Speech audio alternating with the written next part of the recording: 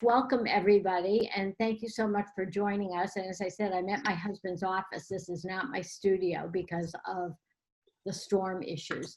So I am going to share my screen and, whoops, not that.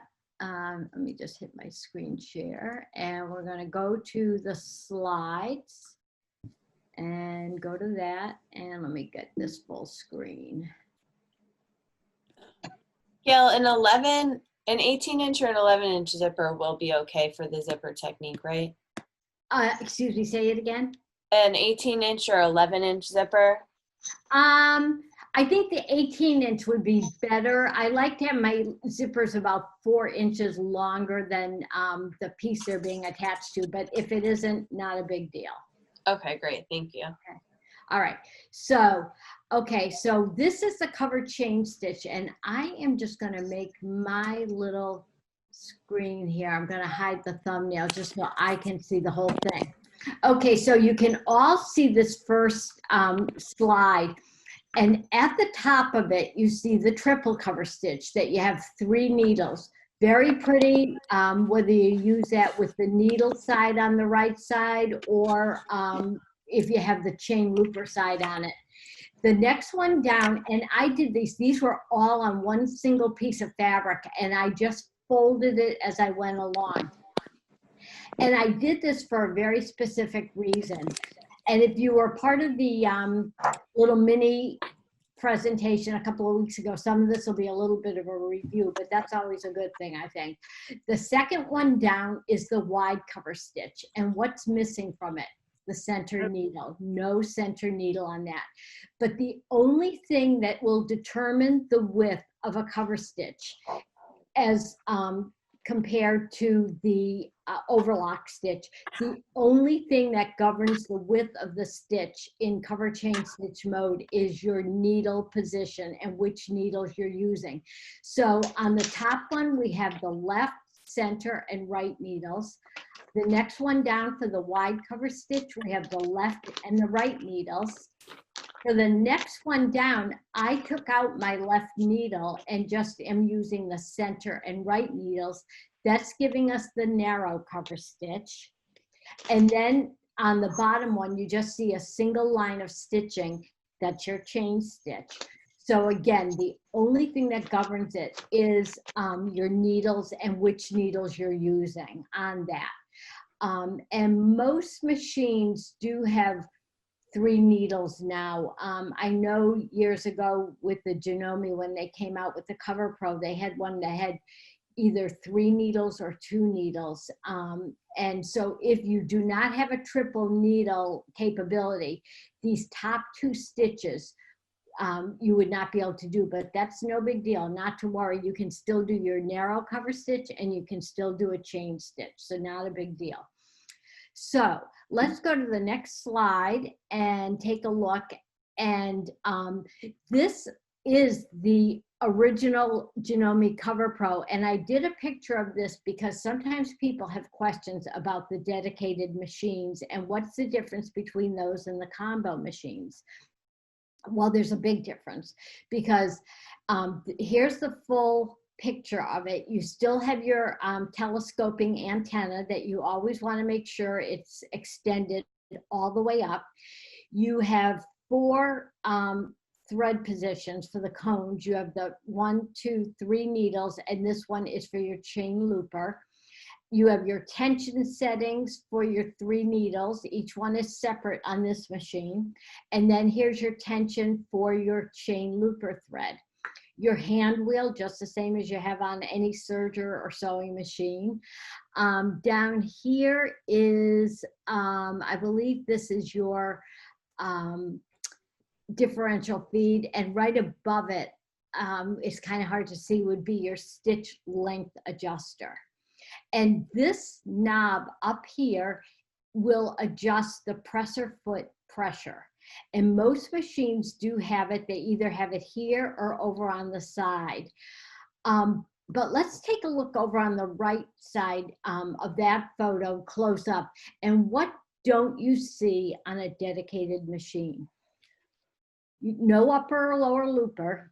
just your chain looper, no knife, because you never use an upper or lower looper or a knife in cover chain stitch mode. And you just have the table on the dedicated one. You don't have the knife guard cover that you would have on a combo machine. And on this one, I had my little guide fixing screws, and that's for when you're going to use specialty feet and attachments. So this one also happens to have a free arm. And this little piece over here on the left, you can see the little hand that I'm showing, that will come off and slide off. However, I will tell you, I do not use my free arm when I do cover stitching very often, especially on sleeves, only because when I'm only 5'2", and so I tend, unless I order a jersey in a petite, for the most part, I always usually, after I wash it, take up the sleeve length. They're too long. But I found that when I put them around the free arm, that they tended to stretch out. So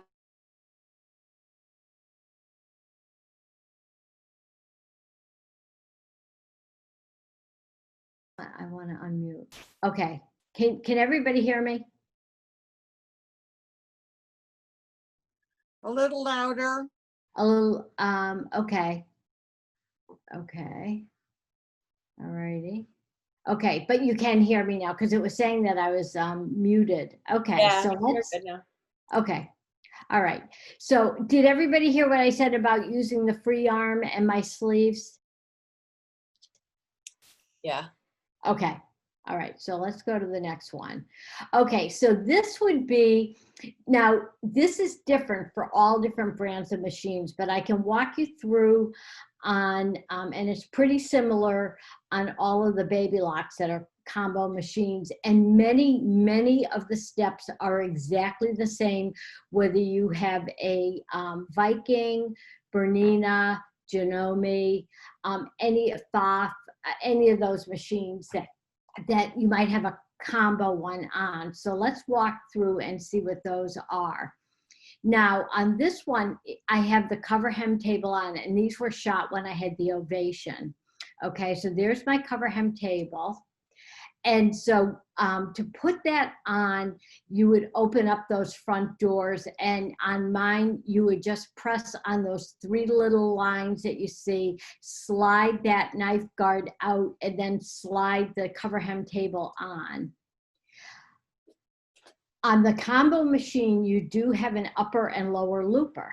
So the upper looper is the one that comes up and over the fabric as you're stitching in overlock mode. You don't want that because it's going to bump into the cover hem table. So you have to lock that. So what you're going to do is lower it with your hand wheel. You'll turn the hand wheel towards you, and then you'll click the little lever right here into the down position. And this represents the cover hem table so that the upper looper is locked and below it. You don't have to worry about the lower looper simply because that always stays under the bed of the machine in overlock mode anyway. So it's not going to bump into that table. You also, on a combo machine, want to lock your knife because you want to be able to stitch on the fabric and not have that knife cut anything. And also it would knock the cover hem table off. So you would lock that knife. And again, that's on any machine. Now on this one, you can see the stitch length dial, this lower one with the 1, 2, 3, 4. On the baby locks, you always have to be in the standard mode. That's where you see that little label on the face of that knob. The stitch width dial does not affect your stitching width at all in cover stitch mode. As I said before, the only thing that governs your stitch width is your needle position. So now on this one, I have the spool pin for the chain looper way over on the right-hand side, and my 3 spool pins for the needles are over toward the left-hand side. So just going over the threading of this, again, it will vary from one brand of machine to another and slightly different from one model to another, even within the same brand. You'll bring it down. This is threading the chain looper into that little pretension area, down and back, coming up and over the cover chain. So this is the dial that is the tension dial for the chain looper on the baby lock. So it comes up and over that into the threading port. And I mentioned this a couple of weeks ago in that little mini workshop that I did. If you are in the market for a new serger, I would say that every major brand now, as far as I know, has air threading models. The patent on air threading belonged to Baby Lock for many years, but now that patent has run out. So again, if you are in the market for a new serger or combo machine, serger cover stitch, I highly recommend looking at the ones with air threading, because believe me, they are worth every single penny. And on some of the models, you don't have to spend that much more to get the air threading, but it's a huge time saver.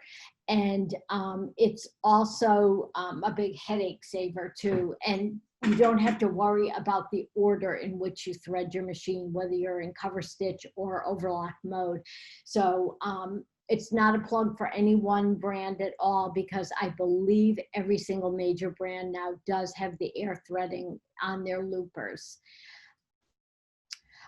This is a front picture of that tension knob for the chain looper on the upper right side of the machine. So, and this is going into the threading for the Triumph also.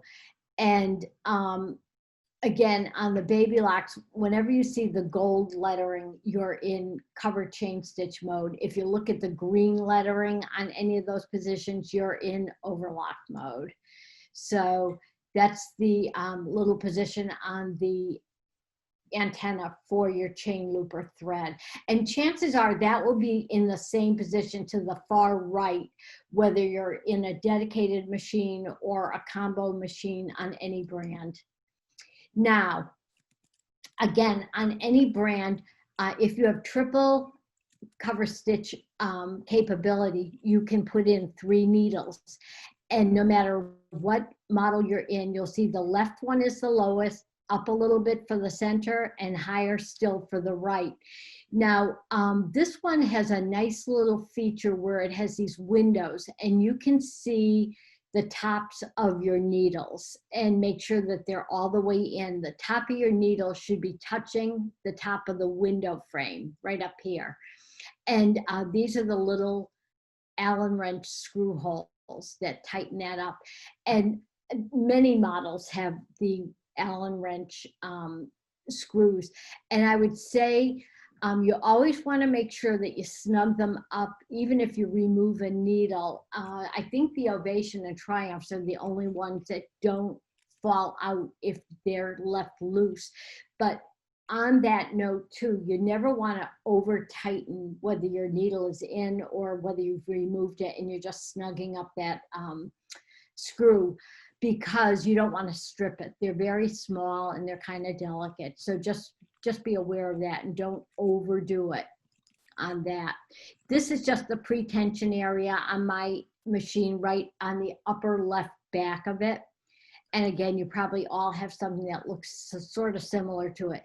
Now, the threading route for the needles is way over on the far left on my machine. If you have a dedicated machine, they're going to be going down the front the way you saw on that Janome Cover Pro.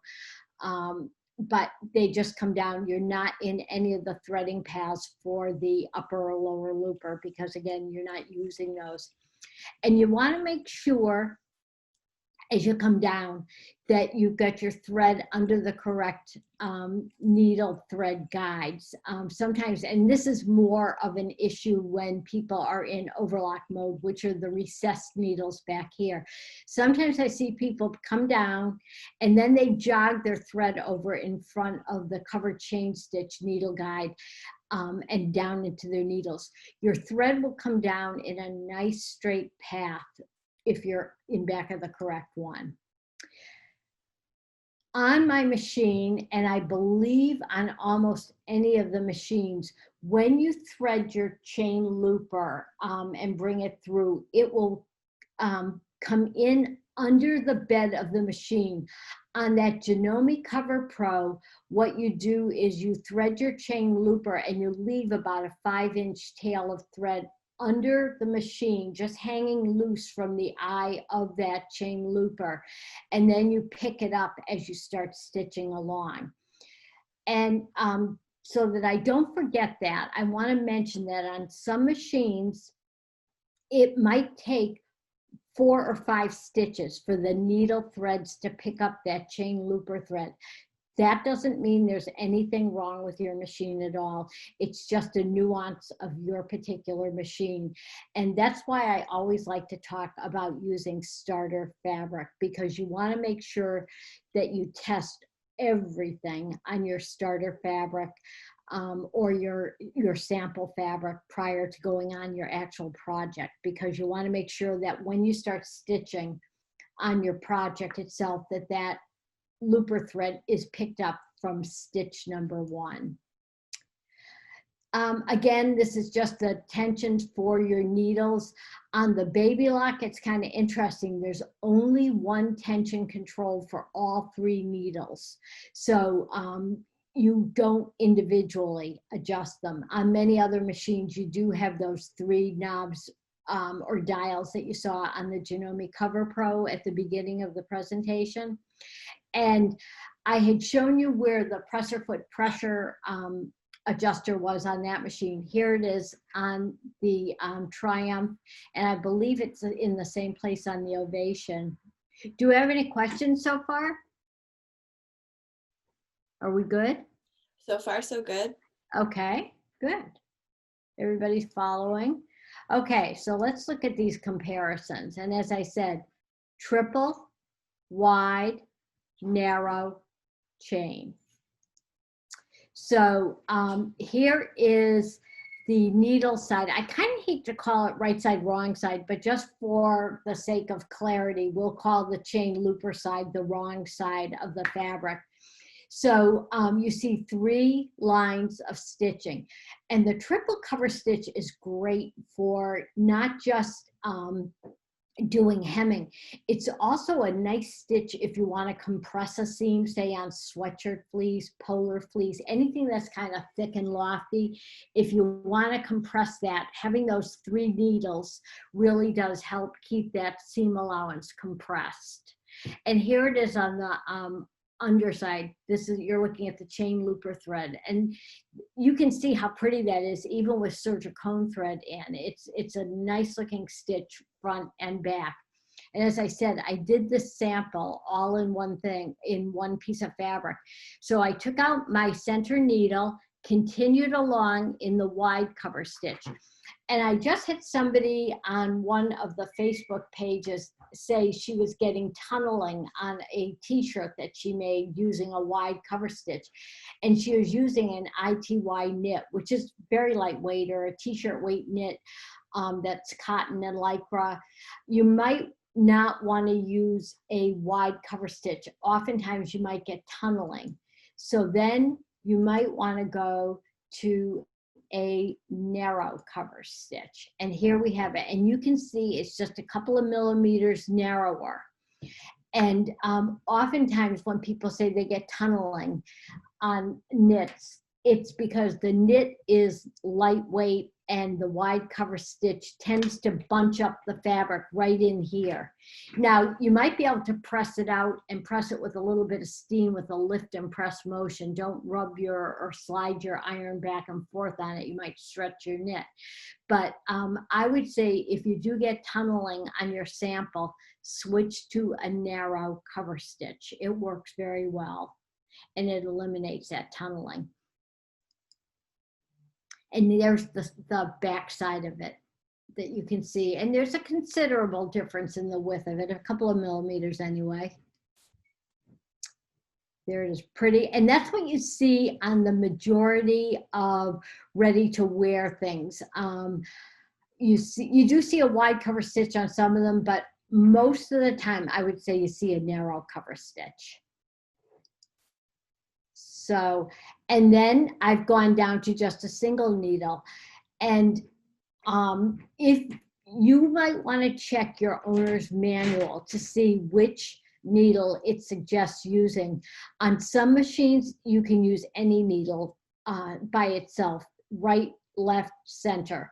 On some machines, though, to get the best looking stitch, your manual will say use the center needle, or use the right needle. It just depends on your particular machine.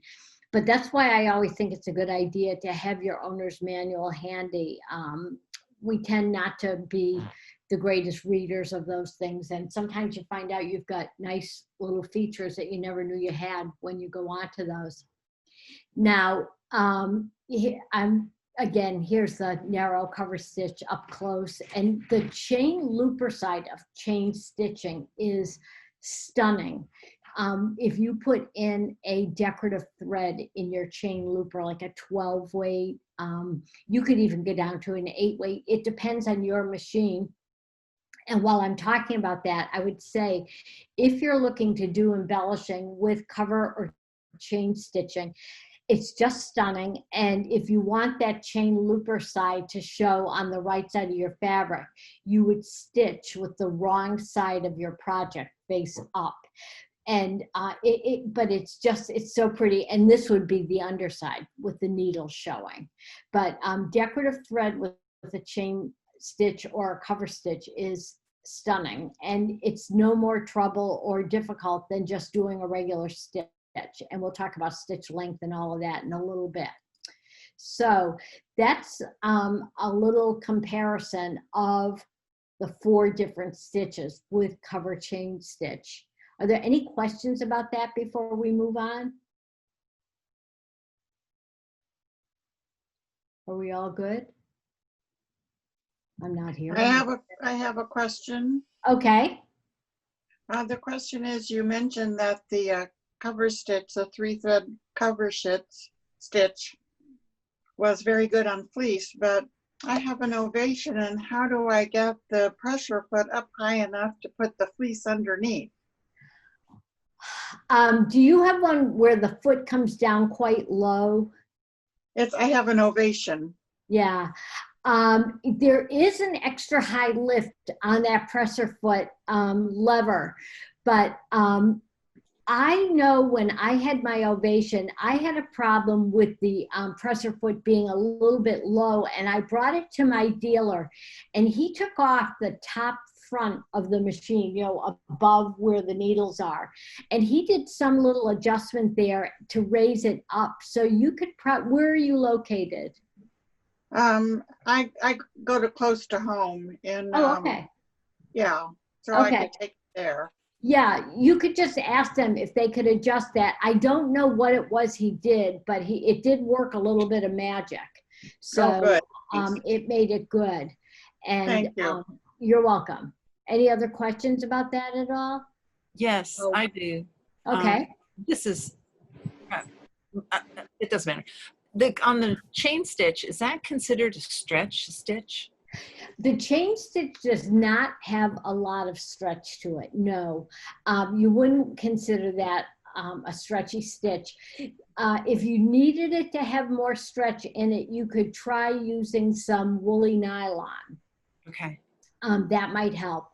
And believe it or not, you can use woolly nylon in your needles. You might need to put in use a needle threader for that, but you can use it in that to give you a little bit more stretch. But typically the chain stitch doesn't have a ton of built-in stretch to it, no. All right. And one other question about the chain stitch.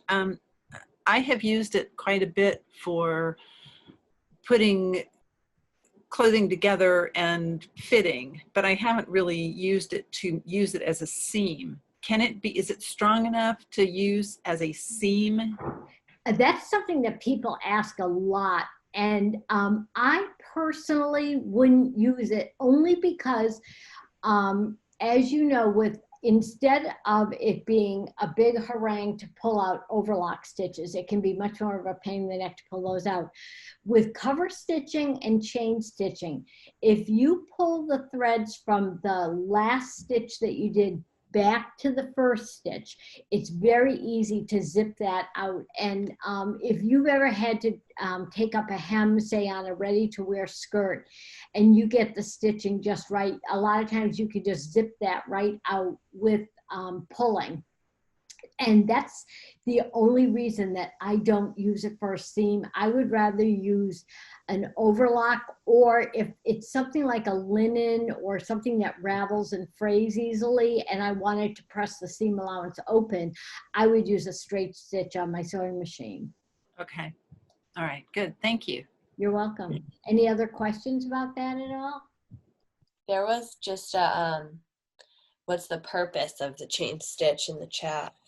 The chain stitch, it's a great straight stitch.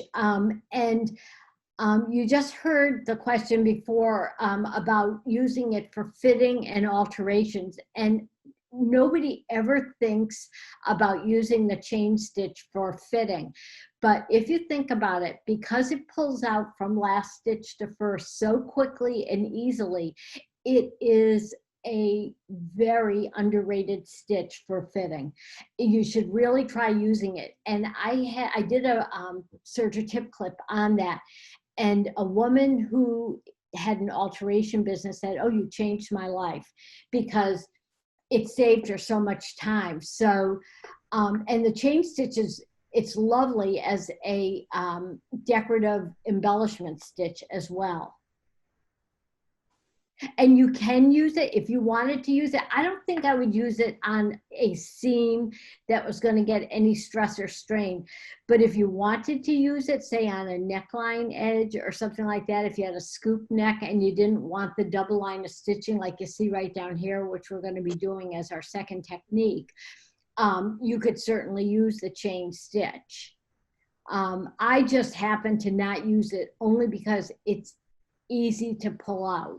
And so I tend to shy away from it for garment construction. Okay. And was it Jessica who had her hand raised? Was there another question? I think you answered this for me, but my question would be, if you wanted to do top stitching on something, could you use a chain stitch for that or not? Yes, you could. If you did you want the chain looper thread to show on the outside? I don't know that I'd care, but I was thinking like for princess seams and that, where they have you stitch down or they have you show top stitching on the side seams. That's what I'm always hesitant to do it because of that. I don't want it to fall apart on the one hand, but I just wonder what's the alternative to using like your sewing machine for that. Honestly, if I'm doing top stitching on something, I would go to my sewing machine. Okay. And there are a couple of reasons for that. And the biggest reason is because you have much more maneuverability and you can always use something like an edge stitching foot on your sewing machine.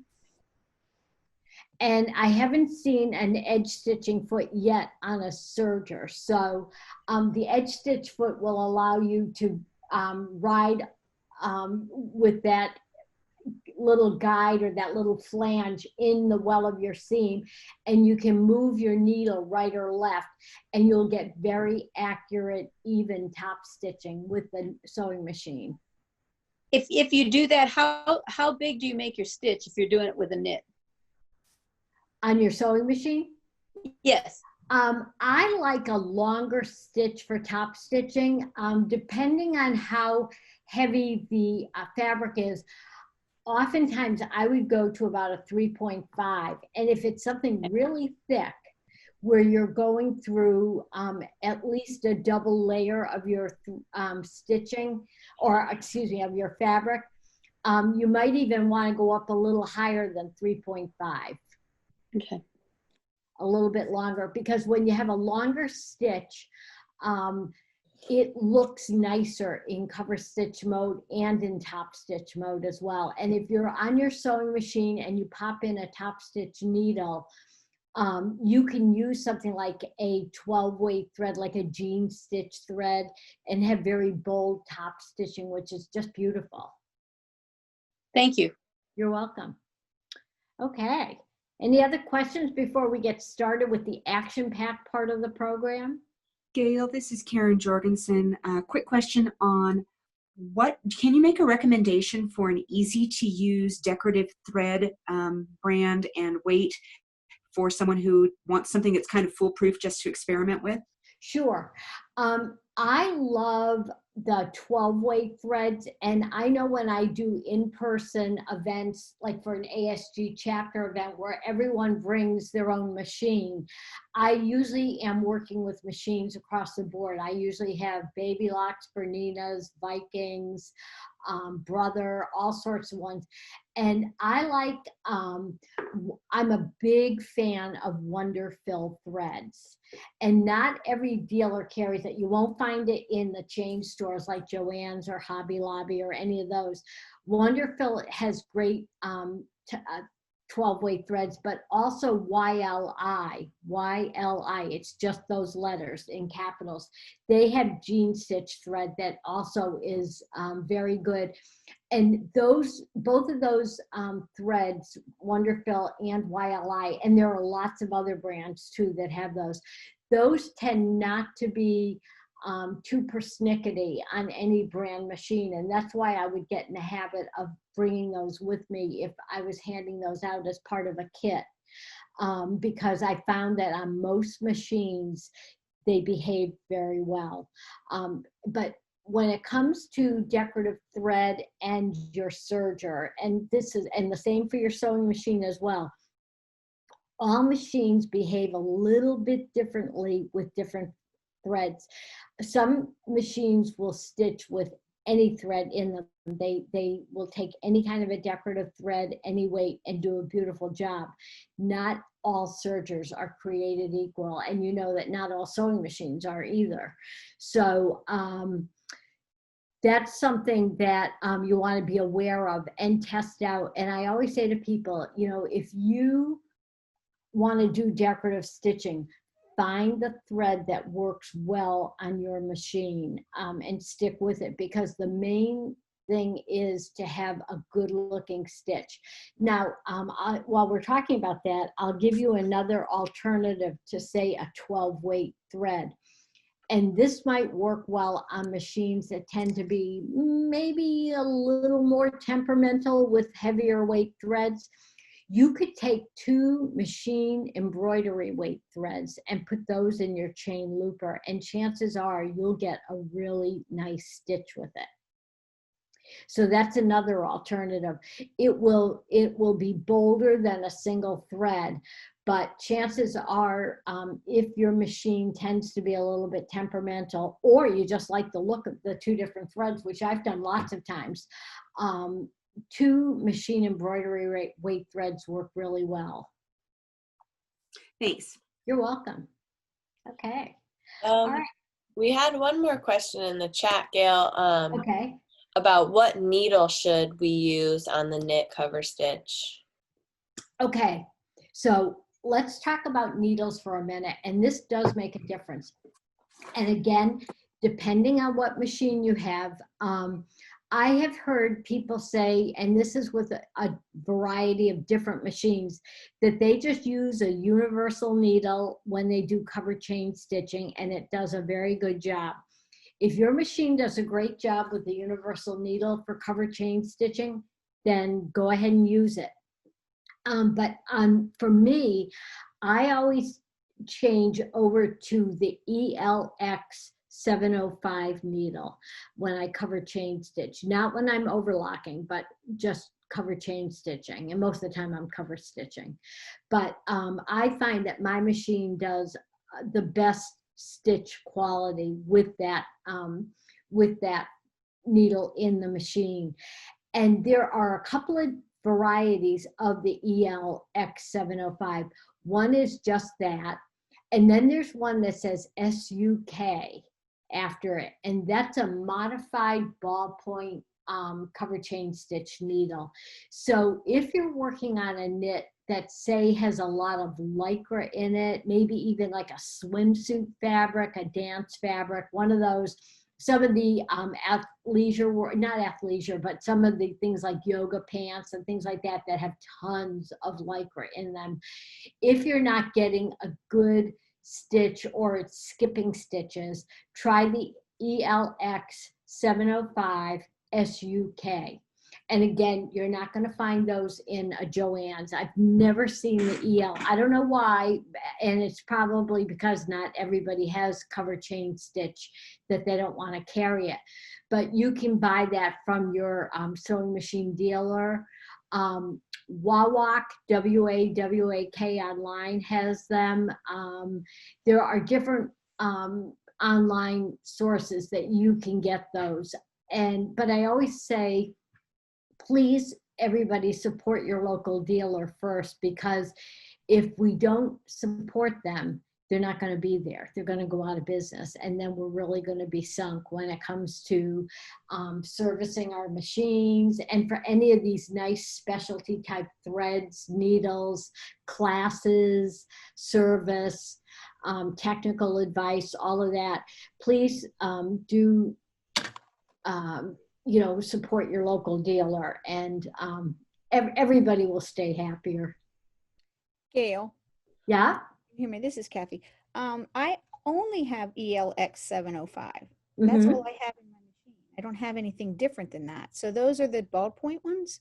The ELX 705 is, that one is a universal needle. The SUK is a modified ballpoint needle. Okay, all right. I'll call my dealer and ask for that. I'll text her now. Yeah. Thank you. Well, but if your machine is stitching fine with the regular EL needles, then if it's stitching fine, then no problems. The proof of the pudding and the right answer is, what does the stitch look like? If it's malformed or skipping, then you need a different needle. But if it looks okay and you're stitching even with a universal needle, then hey, go for it. So this is the universal, the 705, or the ELX 705? Yeah, it has a universal point on it. It will stitch on both woven and knit fabrics. That's all I've ever used. Okay, well, and if you're getting a good stitch, that's the right one to use then. Well, my little ovation must like it. Okay, thank you. You're welcome. That's a good question. I mentioned this before a couple of weeks ago that the first serger I owned was the Elna 945, which was a combo machine. And even in overlock mode, it skipped stitches if I didn't use the ELX 705s. I don't know why, because I had other people who had the exact same machine, bought it the same year that I did, and they say, oh, I just use regular universal needles and never have a problem. My machine didn't stitch well unless I had those EL needles in. So, again, it's just that little nuance of one machine to another. So anyway, any more questions before we start up? Gail, go ahead. Karen Jorgensen, just to clarify on the needles, because I think people are confused, and I was confused until I went online and looked. The 705, ELX 705 is just the length, size of the length of the needle, the type of the needle. It's not these are the ones that are the regular universal point. These say CF because they're chrome finished. Correct. These are the SUK. I don't know if you can see that. They have the same 705 designation, but they just say SUK. if they are ballpoint. Is that correct? Yeah, it's a modified ballpoint, yes. Okay, great. Thanks. And just to clear that up, the length of the needle, I believe, is the same as a regular universal needle. The difference is on the back of the EL needles, there is a deeper groove that they call a scarf. And that depth of that groove just gives more clearance for the chain looper as it moves left and right. So it's the shape of that groove or that scarf on the back side of the needle that makes it different from a regular universal needle. But I believe they're the same length. And that I got from Rhonda Pierce at Schmetz Needle. She's their national spokesperson. But it's that groove on the back of the needle. And honestly, when you look at it, unless you hold one up against another, like a regular universal needle that you could use in your sewing machine or overlock mode, I don't think you'd ever see the difference. I certainly don't anyway. So, but there is a technical difference to it. Is that good? Okay, I think that should answer the needle questions. Martina has her hand up. I'm not sure if she has a question. Okay, Martina, you're on. Or it might just be left over, the lower hand. Oh, okay. All right. Sorry. Can you hear That's me? okay. Yes, we can. The last participant answered my question because I was wondering what the CF stands for after, because my machine, I have a baby lock cover stitch machine and it says use ELX 705 CF. And I'm like, what is the CF for? But she just said it's chrome finish when she was asking her, when she was showing us those needles. Right, and the chrome finish just keeps the needle a little bit cooler as it goes through the fabric and stitches, and it slides through the fabric a little more easily. And again, that keeps the heat down on that, and I think it lasts a little bit longer. And where's the best place online to purchase needles? Wawak has good prices. That's WAWAK. And their service is pretty fast. They get stuff out pretty quickly. But you could also, there are different sites, I believe, on eBay too that will sell them. I can't tell you what they are off the top of my head. I don't use eBay too much for anything, but I do know there are places where you can get the Schmetz, or there are different brands of them as well. I tend to use Schmetz, but Class A makes them. I believe Oregon makes them. I don't know if there's any significant difference in the price between them or the quality. I just tend to stick with Schmetz though, because I've had good luck with them. Thank you. Sure. Do you use those only for cover and chain, and then you use a regular Schmitz for overlock? Most of the time I do. If I am overlocking on a knit that has Lycra in it though, a lot of times I'll have to go to a stretch needle. And there is not a specific stretch needle for a serger versus a sewing machine. A stretch needle is a stretch needle. It's the same needle whether you're using it for your sewing machine or your serger. But I don't use stretch needles in cover chain stitch mode only because my machine tends to either skip or doesn't form stitches well with a stretch needle for cover stitching. So the EXL 705 you would use for the cover and chain, and you could use a regular universal if you're just overlocking and woven. Yes. Okay. And again, the thing that you always want to do, and I sound like a broken record when I do these events, either in person or online, always test. Yes. You're going to take your scrap fabric, that's the same as your project fabric, and you're going to test the type of needle that you're using, the size. Now the ELX needles come in two sizes, either 80-12 or 90-14. I always try to use the smallest needle possible. If I can use an 80-12, that's what I use. But if I'm doing something that's heavier, and I need a sturdier needle, I'll go to the 9014, but that's kind of across the board, even on your sewing machine. You want to use the smallest needle that will work for your project. But you're going to test your needle, you're going to test your stitch, you're going to test your stitch length, all of your tension settings. You want to make sure that everything looks the way you want it to look, either in overlock mode or cover chain stitch mode, before you go on your actual project fabric, because who feels like ripping it out? It's a pain. Although I will say with cover chain stitch, it's a lot faster to rip out if you don't like it. And you always pull the stitching out from last stitch back to first. It's locked from first to last. You won't be able to pull it out. So, but you want to test all of that out to make sure that everything is working the way you want it to work on your test fabric. Now, while we're talking about testing, if you have a combo machine and you're switching from overlock mode to cover chain stitch mode, I always have a little scrap piece of fabric that I call my starter fabric. Now, that does not have to be the same fabric as my project fabric. Remember a few minutes ago, I was talking about how on some machines, the needle threads don't always pick up the chain looper thread from stitch number 1. It might take 4 or 5 stitches.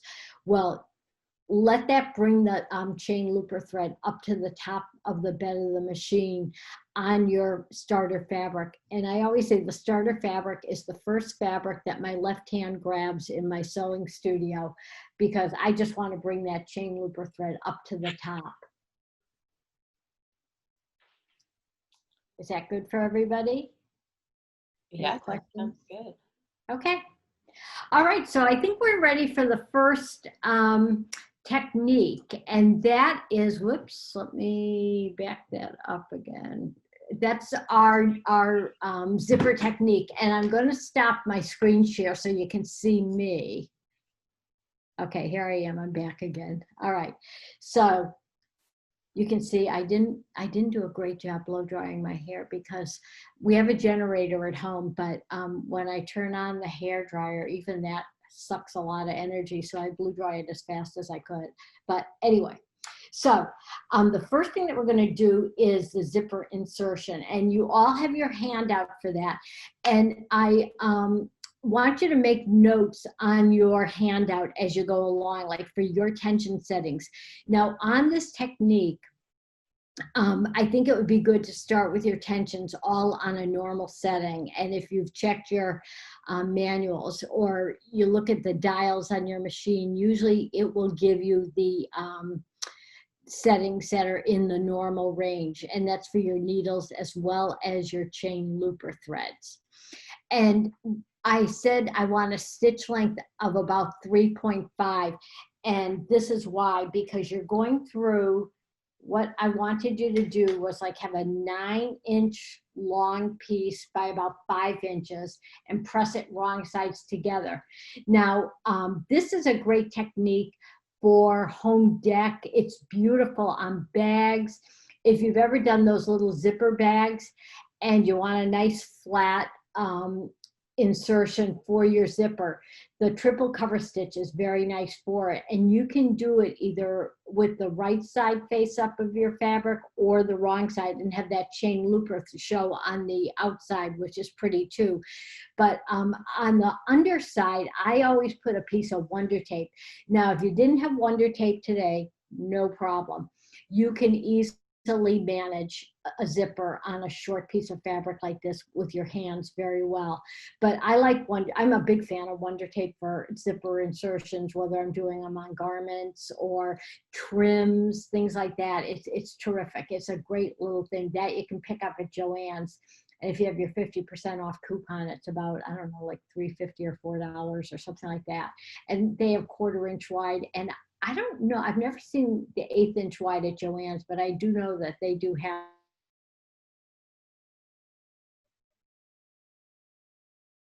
Uh-oh. You gotta pause.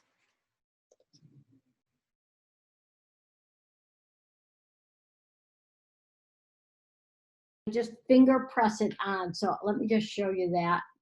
Sometimes Usually when I'm on screen, that's when, or in front of people, that's when I can't get the little paper off of the Wonder Tape. So that's probably what's going to happen today. Nope, I got it. Okay. So you can see it peel right off, and then you've got that adhesive. And if you do this with garments, the nice thing about the Wonder Tape is always look for the one that says wash away, because it will wash away after one laundering for the most part. So I'm going to take that fold and put it about a fat 1/8 inch away from the teeth of the zipper, so that a little bit of the zipper tape is exposed. And if you're using a lightweight fabric, like say you're using a lightweight cotton or something like that for a home deck project, you might want to use a little bit of interfacing to beef it up on the inside. This is Denny Fuse. This is one that I sell on my website. And it's a woven, it's lightweight, but it's really nice. It doesn't change the hand of the fabric, but it beefs it up very nicely.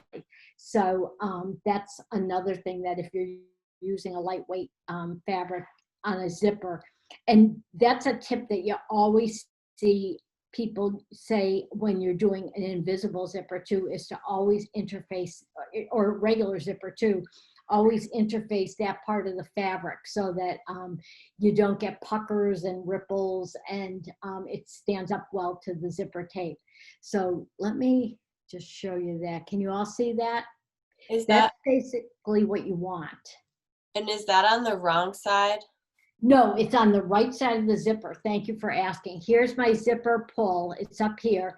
And the reason I like my zipper to be about 4 inches longer, or even you can have it longer than that, but I really do like to have it about 4 inches longer than the piece that it's being attached to, is that way your presser foot never bumps into the zipper pull or the stop. And you'll get nice straight stitching. You know, if your zipper pull is down here, you might get that little jog out of your stitching line with that presser foot. So that's why I like it longer. And then when this would be good for like a pillow, a tote bag, zipper top. It's a duvet cover if you wanted to have a zipper in it instead of buttons. It's great for that too. And then when this edge is attached in a seam, you would make sure that your zipper is opened out below that so you don't cut it off. And then you just trim off that excess zipper tape at the top. So I am going to switch over to the machine view. Does anyone have any questions about this before I switch over? Is everybody good? So your fold.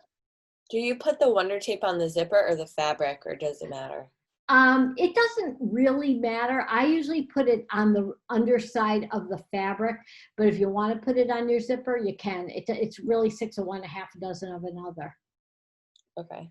So, but the fold is against the, or it's facing the zipper teeth. And you can see, let me just see if I can get that.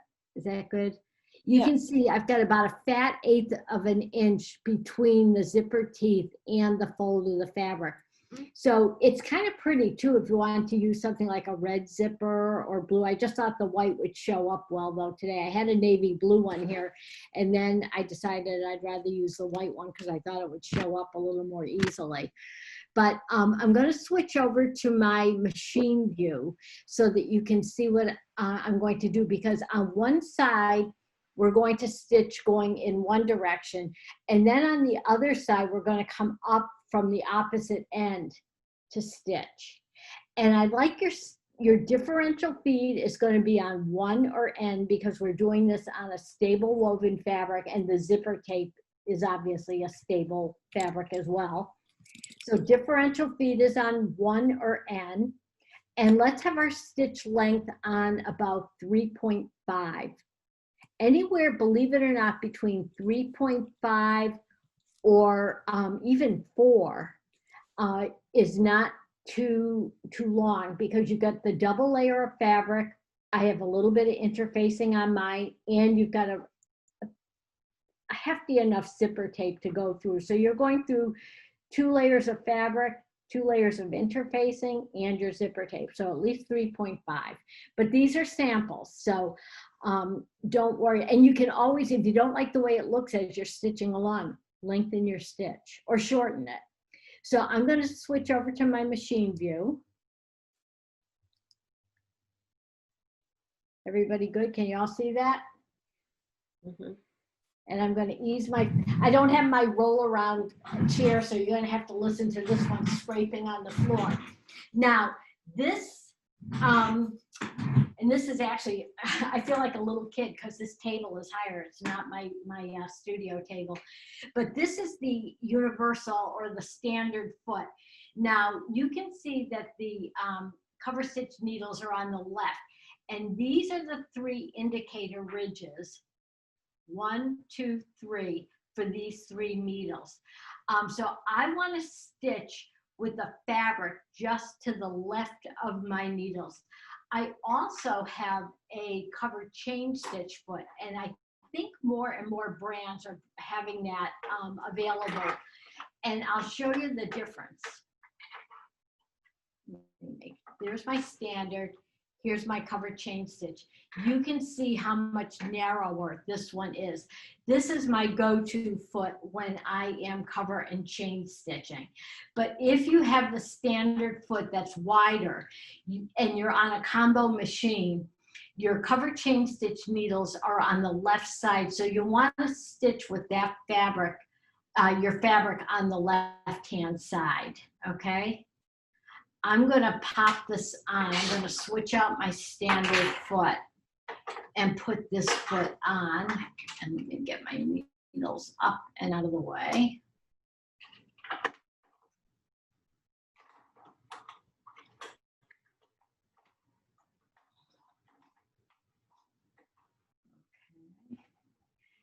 Just press your foot lever down. Okay.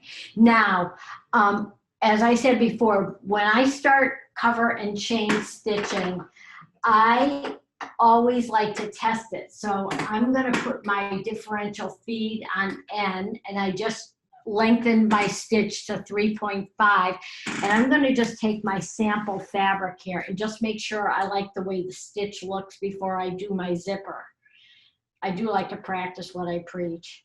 So I'm just going to double this over and just test this out. Oh, and one other big thing, and I want to mention this before we start stitching. When you're in overlock mode, you can chain onto your fabric. One huge difference between overlock and cover chain stitching is you never want to start without the fabric under your needles, not just under your foot, but under your needles. If you try chaining onto your fabric in cover chain stitch mode, your machine will jam. So you always want to start with the fabric under the foot and under your needles. So I'm going to turn my hand wheel, get those needles down, and let's try stitching along and see what the stitch looks like. I'm just going to give these thread tails a little snip.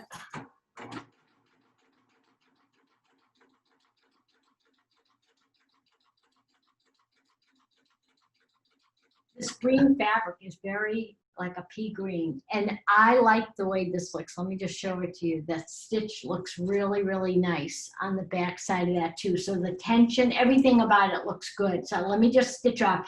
Now, going back to chaining on and chaining off, my machine will chain off of fabric. Not all machines will, and that doesn't mean there's anything wrong with your machine. It's just the way your machine was manufactured. The vast majority of machines will not chain off. Probably some of the newer models on different brands might, but that would be something that when you buy your machine, ask your dealer or check your owner's manual. It should tell you whether it will allow you to chain off. But something I do like to stress is that you do, no matter what machine you own or what model, you do always want to start with the fabric under your needles. And if your machine will not chain off, then what you're going to do is just get to the end. Now, as I said, mine will, but if yours doesn't, just turn your hand wheel, raise the presser foot, and you can either turn backwards just a little bit to release those needle tensions and come forward again and pull it out. And just, I call it putting the death grip on those last stitches. Hold it and pinch it with your thumb and forefinger, your index finger, and just to hold those stitches in. But if your machine will allow you to chain off, then you can go ahead and chain off. So I'm going to show you. I'll start first on this side. And again, my zipper is to the right of the foot. Now with this narrow foot, I can just follow the fold of the fabric. And I can even start back on the zipper itself because the zipper tape is fabric, so it doesn't matter. And I can follow that along. If you've got your wider foot on, you could probably even let the right edge, let me just bring it back here, the right edge of your foot ride along the zipper teeth. I think I'll show you what that would look like. Let me just do that. Because if you don't have this foot, that would be more helpful for you. Yeah, thanks, Gail, because we do have a couple of questions about using the wide foot. Okay, so I just snap that back on. And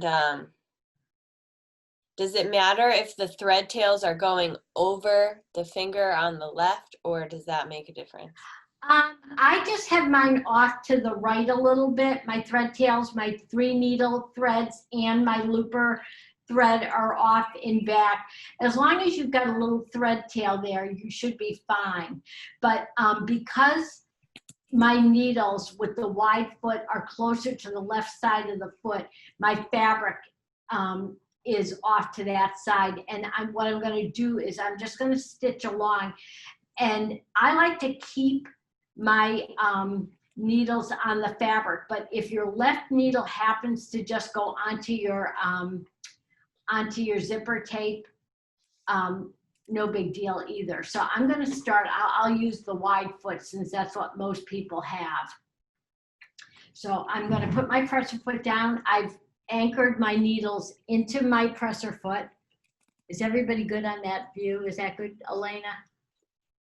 Oops, I sent this to everyone, but I was just trying to say if you'd like to get Gail in more full screen, you can try clicking the gallery view, speaker view icon. It looks like a square grid icon that will pop up if you hover over the participants' images.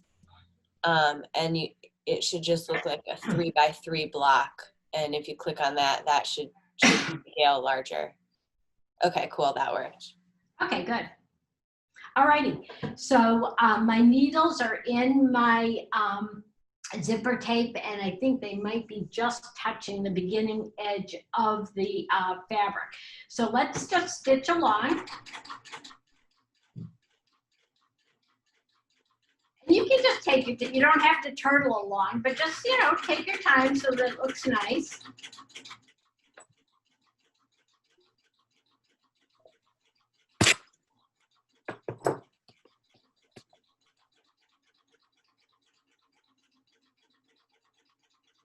And then because my zipper tape is longer, I'm going to just stitch right off the fabric onto that zipper tape. And now I'm just going to raise my presser foot a little bit and pivot off. Now again, I can chain off, but if you can't chain off at this point, you could raise your presser foot and you can just pull your threads out, but put the death grip on those last stitches so that you don't pull halfway back. All righty, just like that. You've got one side done. And you can even see, let me just get a good shot of this. Hang on, let me get my needles up here a little bit. Even with a cotton, and this is like a linen cotton blend, you can see how much more compressed this side that's stitched is than this side that is not, okay? So go ahead and do that. And then what we're going to do is flip our fabric around and stitch the other side from the bottom up and do the exact same thing. And you want to basically kind of eyeball it and get your needles in about the same position. But if you use interfacing on a lightweight fabric, like if you're using a lightweight upholstery fabric to do some pillows or something like that, or again, a duvet cover, I would definitely interface the fabric. So I'm going to go ahead and I'm going to pull this out just a little further. I think that might be better for people. And then I'm going to go ahead and stitch the second edge. So go ahead and do yours. Or if you want to watch me first, that's fine. Whoops, I think my needle threads came undone. Hang on. And this is always what happens when you're on screen. So hang on, let me just rethread. Sorry about that. Okay, here's my left needle. And on my machine, I just bring it in back. I do have air threading on my needles, but sometimes I think it's just as fast to do them by hand if you don't have any issues with threading. The air threading on the needles or using a needle threader are great if you have any, say visual limitations, or you have a little bit of a tremor or anything like that, that makes it a little bit harder to get the thread in the needles. Let's see which one is my center needle position. See, it's always good. I think people think always nothing ever happens with instructors, and it does. I don't know if any of you follow me on Instagram, but I posted a little funny yesterday saying there's no such thing as sewing mistakes, just bold design choices. So We have a question in the meantime. I keep getting extra threads when I pivot and pull at the end.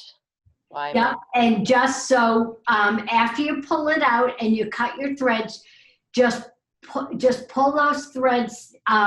It's just the way the thread loops around. It's almost like magic. Like you think, I've only got 4 threads. Why do I have 5 tails?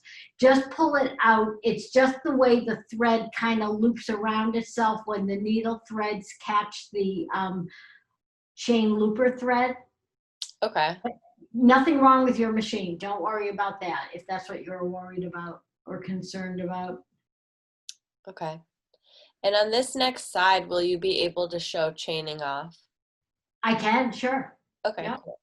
Okay. And is the right side, so yeah, I believe the right side of the fabric is facing up as you sew. Yes, but if you wanted a really cool stitch where you were using decorative thread and you wanted that chain looper thread to show, you could stitch with the wrong side of your zipper face up. Oh, okay. And put decorative thread in your chain looper, and that's a very pretty way to embellish, especially on home deck projects.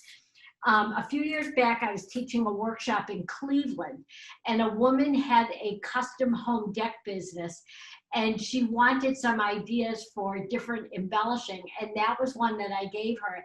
And she emailed me, like within a couple of months after the workshop was done, and she said she had done that on some customers' fabrics, and they loved it. So again, it's not one bit harder than doing your traditional way of stitching with the needle thread showing. You're just flipping it around, and the zipper tape is face up, and but your setup is exactly the same. You've got your zipper teeth right side facing the public side of your fabric. So I'm going to start stitching down here, and you can see how the left edge of my foot is sort of riding along those teeth, so it makes it pretty easy to get a nice straight stitch.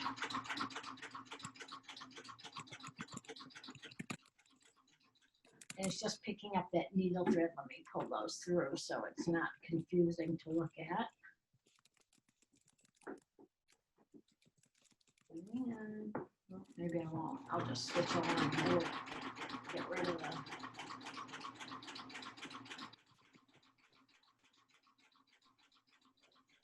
So the question was, will I show chaining off? So I'm coming up to the end of my fabric. I'm stitching right onto my zipper. Now I'm going to pivot it off to the left still, just so I don't run the presser foot into that, but I'm just on that. And I'm just going to continue stitching.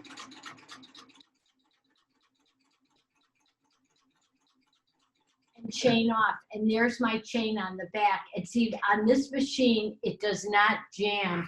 Again, it just depends on your machine and will it chain off or not. If it doesn't say it will chain off, then chances are you may jam it if you do try to do that. But the other thing that you can also do, because you've got that longer zipper tape, you don't have to worry about stitching off on that and then just clipping your threads close, because you're onto that. It's that your fabric is stitched, and it's stitched nice and straight from beginning to end. So this raw edge, let me just show you up close. This raw edge would be caught in another seam, say on a bag or home deck project. And you wouldn't have to worry about the zipper stop at the bottom, because that seam would create an automatic stop. But you would always, always want to make sure that you pull your zipper in so that you don't lose that zipper pull. And there are lots of things on YouTube for showing you how to get the zipper pulled back on the teeth. But trust me, it's a whole lot easier if you just don't forget to pull it back. Okay, So great. that's a great little fix. How is everybody doing on their fabric? Loving the way it looks. We have a couple of questions. We've got Pamela, Ginger, Steph, and Lindsay. So let me see here. I'll ask Pamela if you still have a question. No, I don't. I don't. Oh, okay. No Did that worries. answer it for you? Yes, thank you. You're welcome. And I believe Ginger has a question. Yes, you know, it sews really nice on the front, Yeah. but I keep getting this on the back. If I use, and my test today was really nice. Brand new needles. What am I doing wrong? Do you have fresh needles in? Yeah. Fresh, brand new, yeah. Okay. SUKs though. Hang on a second. Let me just go back to me. Let me go back to me. Hang on a second.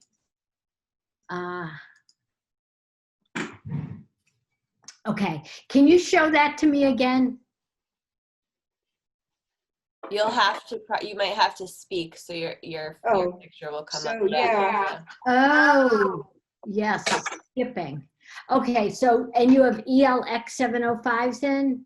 Yeah, I've got a Janome 1200D professional. I have the Schmidt's. No, these are Oregons, even though my machine says use Schmidt, but they're Oregon SUKs because I knew I was going to do knits. Should I?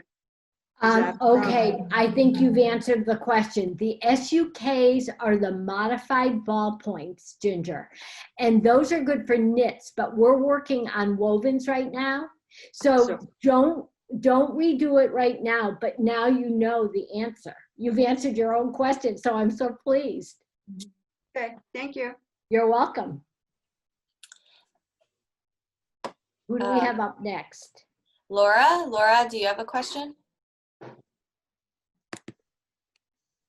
Yeah, I think my question is the same.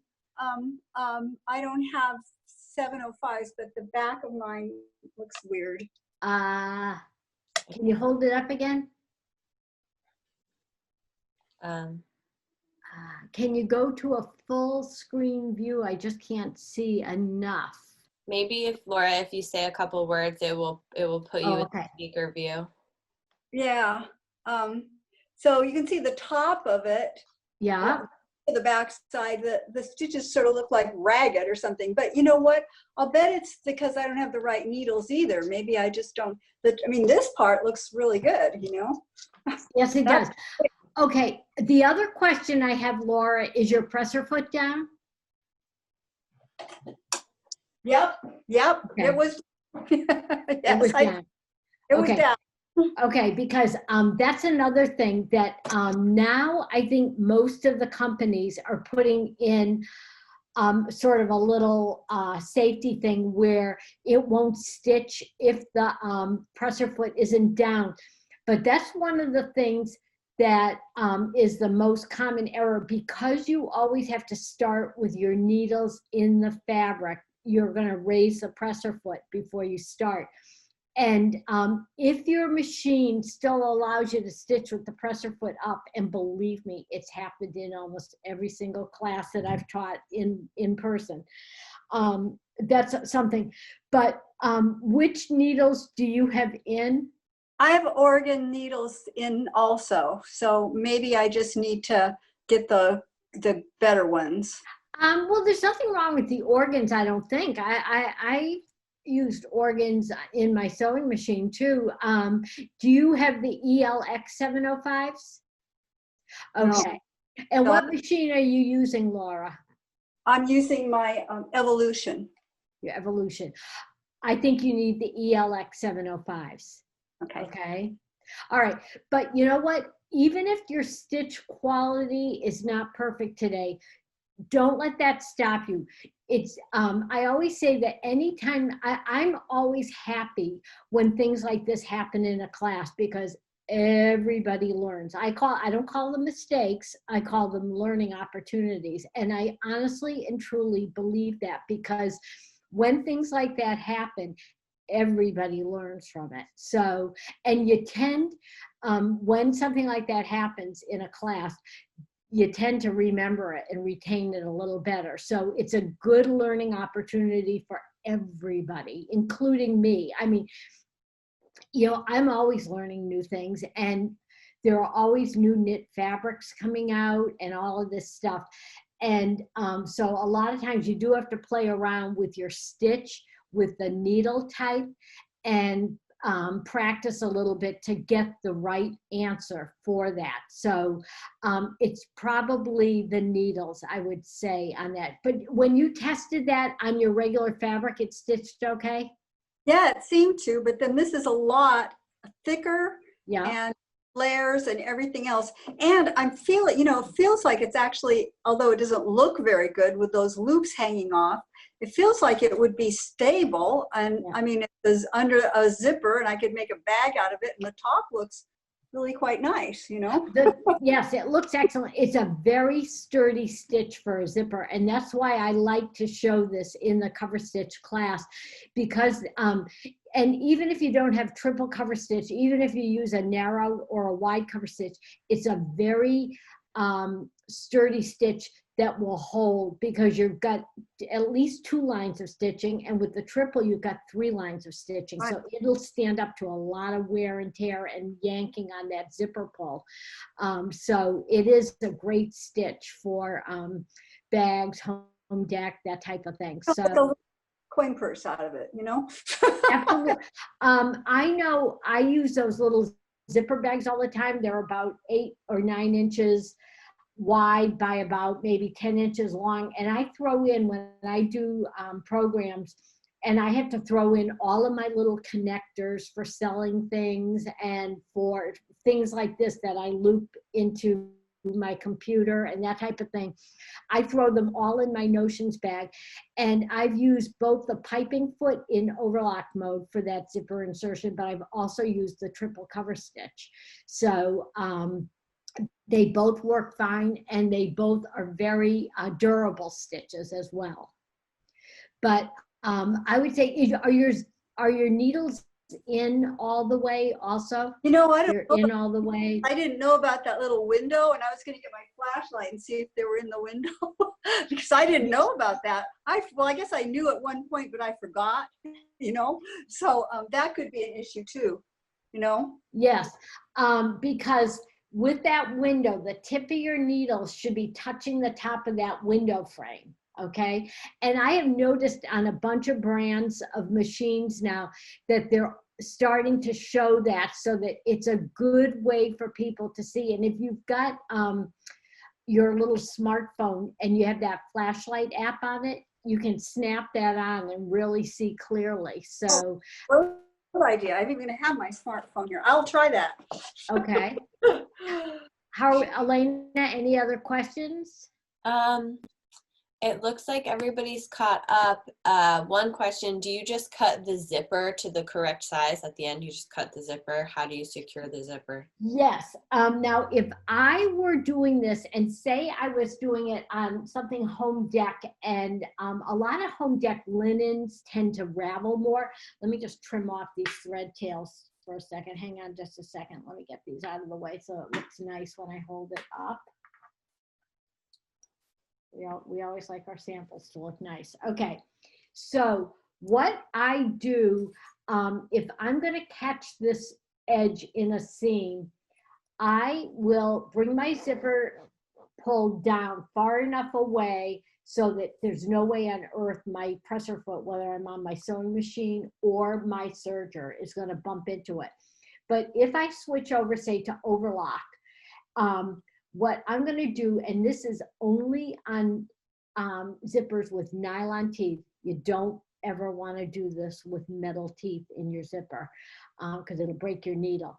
What I do is when I'm stitching across it, I might hold it closed, say with a wonder clip to keep it together. And then what I do is when the machine is getting toward the zipper teeth, I slow down and kind of hand walk my machine over those zipper teeth, because you don't want to go screaming across. You can stitch slowly, and if you have speed control on your machine, you might want to slow it down for that step. But you can either hand walk it over or just stitch slowly across those, but only on those nylon teeth. You don't want to do that on a metal zipper. So, but yes, and then if you're in overlock mode, your knife is gonna just cut that extra zipper tape off. And then when it's caught, you can zip that up to the top, and that seam will be your zipper pull stop at the top of the zipper. Does that answer that question? You guys are doing great. Same thing at the bottom? Do you cut it at the bottom the same way?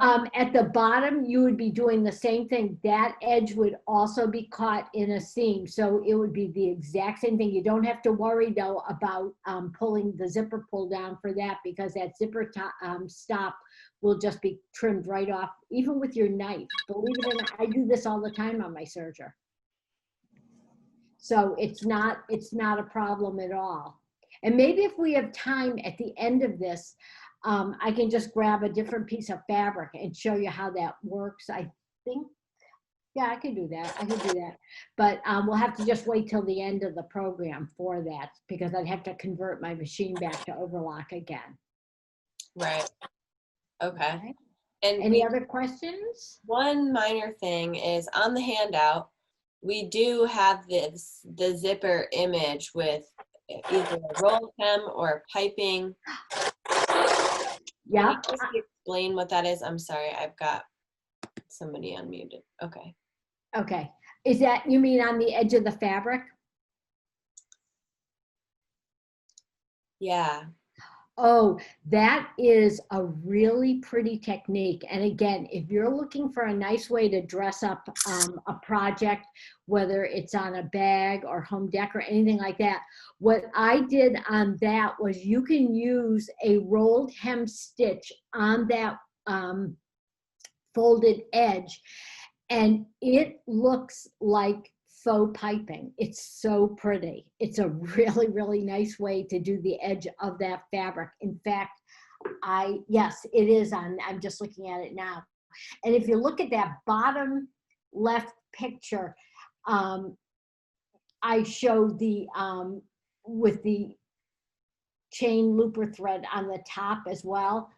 I think that is, or maybe it isn't, but on the edge of that fabric before you attach your zipper, while your fabric is just by itself, and before you put your Wonder Tape on that folded edge, you can just run that through, let the fold just kiss the knife going by to the left. You don't want the knife to clip into that, but if it does, you're going to have a rolled hem stitch over it. But you can go over that, and if you wanted to really kind of bulk up and look like real piping, I used a rolled hem stitch on that. But you could even use your left needle with a rolled hem setting and do the same thing and go over it a second time. Now, I just did a single one, and that was with 12 weight thread in my upper looper for that one. That embellishment is done before you ever do anything with the zipper at all. You're just going to embellish the edge of your fabric fold. And you can set up a rolled hem for that. Go over it once with a rolled hem setting, decide on your stitch length. Then if you want to really make it look thicker on the edge, lengthen your stitch a little bit and go over your first line of stitching. Just don't clip it with your knife. And that's just a pretty way to dress up the edge of that. I'm glad somebody asked that. Yeah, that I am too, Connie. Thank you. Yeah. And another thing, if you have a machine, a Baby Life that has a wave stitch, you can do a wave rolled hem on that as well, and that's pretty too. But just the regular rolled hem on any machine is a very pretty way to dress up that edge on the fabric itself before you do the zipper insertion. Perfect. Martina, I see that you have your hand up. Did you have a question? Yes. Okay, I'm listening. Using the cover stitch to install a zipper, would it change? Does it change the order in which a pattern is done? Like, for instance, I like to make these baby snuggle sacks, for my babies. Yeah. Does it change the order at all when following a pattern? Let me think about that. Probably not. It might be easier to install it. If you're doing a cover stitch to install that, does that have a bottom seam to it, Martina? For when, is it like a bag that you put the baby in? Yeah. So okay. So what I would probably do is I would install that zipper on that flat fabric, only because it's easier to do. It's less fabric to manage. Yeah. Yeah. Okay, because I have the BLCS 2 and it's got the smaller throat, so I'm just trying to figure out how you get all that fabric moving through there without making a mess of the project. No, I would do it with the fabric while you've just got those is it on the front of the garment or the snuggle bag? Yep. Yeah, I would do it before I do the construction on the project itself. Yes, definitely. And I don't know what my kids are trying to do, my babies, to get out of these, but these seem to always rip, first. The zipper does right alongside it when I use my regular sewing machine. So when I just saw this, when I just did this as an example, when you did it right now on screen, I did it alongside you.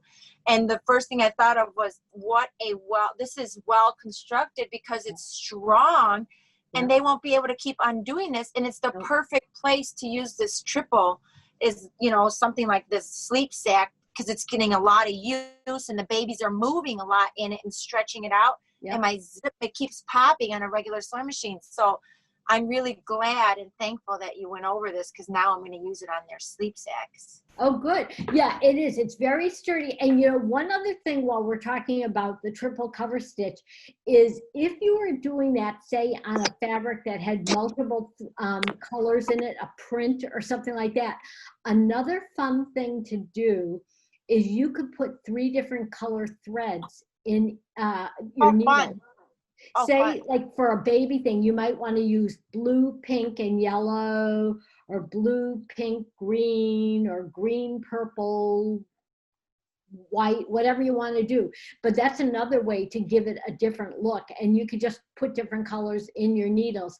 And sometimes people do ask about whether or not they can use all-purpose thread on their sergers. Yes, you can. The difference between serger cone thread and your all-purpose spools of thread that you put in your sewing machine is that serger cone thread is about a third lighter than all-purpose thread. It's 2 filaments that are spun together. And your all-purpose thread is 3 filaments that are spun together. So it is about a third lighter, but you can use sewing machine thread because not everybody has every color of the rainbow in serger cone thread in their supplies at home. So if you wanted to use a special color that maybe you're not gonna, it's not worth investing in 3 or 4 cones of, you can use it with your sewing machine spools. That's good to know. That's good to know. Thank you. You're welcome. Great. Good. I'm so glad that that solved an issue for you because it is a super sturdy stitch. So it's great. Anyone else have, Connie, did you say you can use embroidery thread too? Could you use embroidery thread? Yes. Now, I really am more of a fan of polyester machine embroidery thread only because it's a little bit stronger than rayon.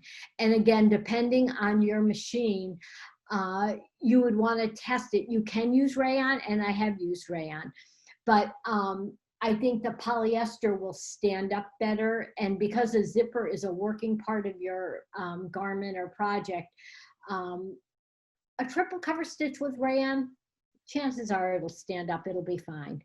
But if you're not sure, use a polyester, but definitely you could use embroidery thread. But test it on your machine. Again, different machines will stitch differently. Great. Is that good? I think that answers those questions, yeah. If anyone else has any questions, just put them in the chat. Okay. Now I think the next thing that we're gonna do is the flat fell seam. Oh, I'm sorry. Someone was. Sorry. Oh, okay. Go ahead. I was just asking if she would still use a regular thread in her looper and just use embroidery thread in her needles. You could, but again, test it on some scrap fabric just to make sure that you like the way it looks. I find, the sergers tend to have sometimes a little bit more tension on the thread. So if you're using a more delicate thread, make sure it'll stand up and not break partway through stitching, because there's no good way. It's almost like a rolled hem. If your thread breaks or your rolled hem goes off the edge of the fabric, there's no good way to fix it without it showing. You have to just kind of start all over again. Jessica's asking about the triple stitch of a zipper on knit fabric. Yep, you could do it. Now, again, you might want to switch to that SUK. It just depends on the fabric that you're using and the fiber content on that. So you do want to test it on that. I think we're good.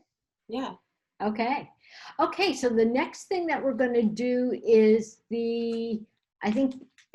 are we doing the unbound neckline or the faux flat fell next? We are doing the flat fell. Okay. Okay, so let me just grab my fabric, and everybody has that. Now, this is a really nice technique on your garments.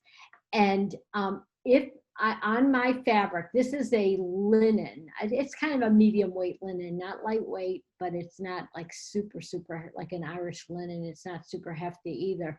What I did was on my sewing machine, I just used a straight stitch and used a 1/4 inch wide seam. And then I pressed both seam allowances to one side. It does not matter what side you stitch it to, but you just have to be aware of what side those seam allowances are on when you go to your serger. So you all have that little handout, and what we're going to do for this is you're going to cut your center needle thread and remove that center needle.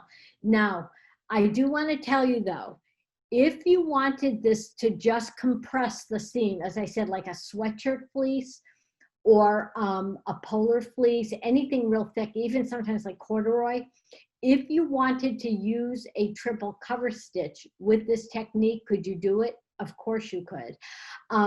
But to give it that faux flat fell look on the public side of your fabric, we're going to do a wide cover stitch. So we're going to cut the center needle thread and remove the center needle. If you want to just go on with it and save yourself a little bit of time and use the triple cover stitch, because this is a technique class, you have the handout telling you that you would use the wide cover stitch if you wanted that true flat fell look on the outside. But I'm going to remove my center needle and cut that thread right now. Okay, and I know it's 10 of 12 here on the Pacific time, but just to let everybody know, we're going to plan to take a little break. Yes, if everybody wants to jump up and use just do a little stretching and shaking out your shoulders a little bit, or use the restroom or anything like that, we'll take like a 5-minute break and wait till everybody comes back again. So, but go ahead, take that center needle out, cut your thread if you want to do that. And I'm going to do that right now. I kind of wish I had my chair with my wheels on it, but oh well. Much as I would like to have brought my my whole sewing studio over here, I couldn't quite do that. So I am. Can you show us how you're doing it? Oh, sure. I'm going to actually, I just was going to say, I'm going to switch you over to my machine. Okay. All right. So now let me just, I'm going to try to, my light here. Let me see if I can move my light just a little bit to see if I can get a little more light on the front of my machine. Hang on just a second.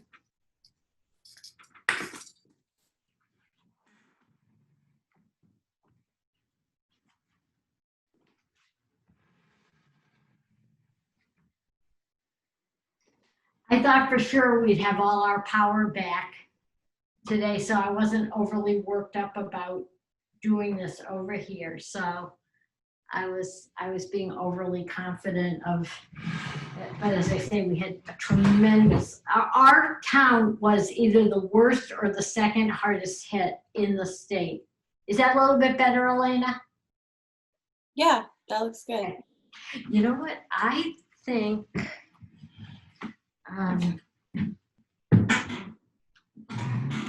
let me just see if I can lighten this up here a little bit too. That's better, huh? That's much better, yeah. Okay, great. Okay, so my center needle, the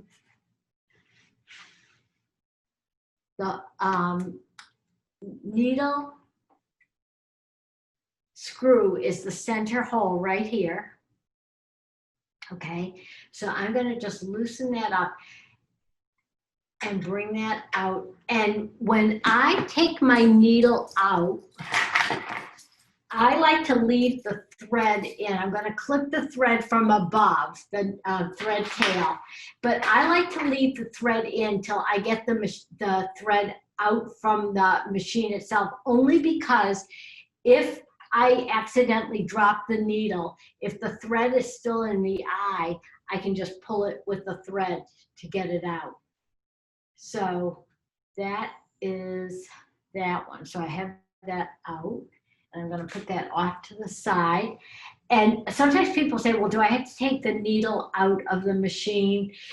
Well, why would you want to poke an extra hole in your fabric? And believe it or not, on some machines, you won't get a good stitch if you've got a needle in that you're not using. I've seen that happen on a variety of brands.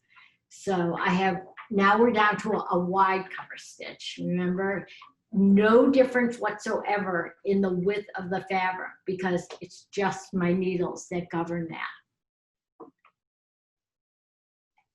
And does that answer the question for whoever asked it about getting the needle and thread out? If you still had a chain stitch, like your threads are not hooked together, I still had a chain stitch, do you just release it by turning your wheel, which you're not supposed to do, backwards a little bit to release those threads? Yes. Yeah. Okay, thank you. No, you're not supposed to do it. And they say it does something to the timing on it, but I've done it, and so far I haven't had any major issues with it. So far so good. Okay. All right. So I think we're good on that. Let me just make sure. Okay. All right. And then I'm just trying to see. Oh, here it is. Okay. So now I just pulled out that little excess thread. And let me just, I think I pulled out my needle thread too while I was doing that. So let me get the presser foot out of the way. Okay. So now on this, we're still doing a woven fabric, but what we're going to do is we are going to stitch, and again, this is why you want to look at your fabric and make sure you know which way your seam allowance is going, whether it's to the right or to the left. So when I flip mine over, my seam allowance, let me get this in here, is going to go to the right. So I want my left needle, let me just show you that. Let me see if I can get a different angle on this for you.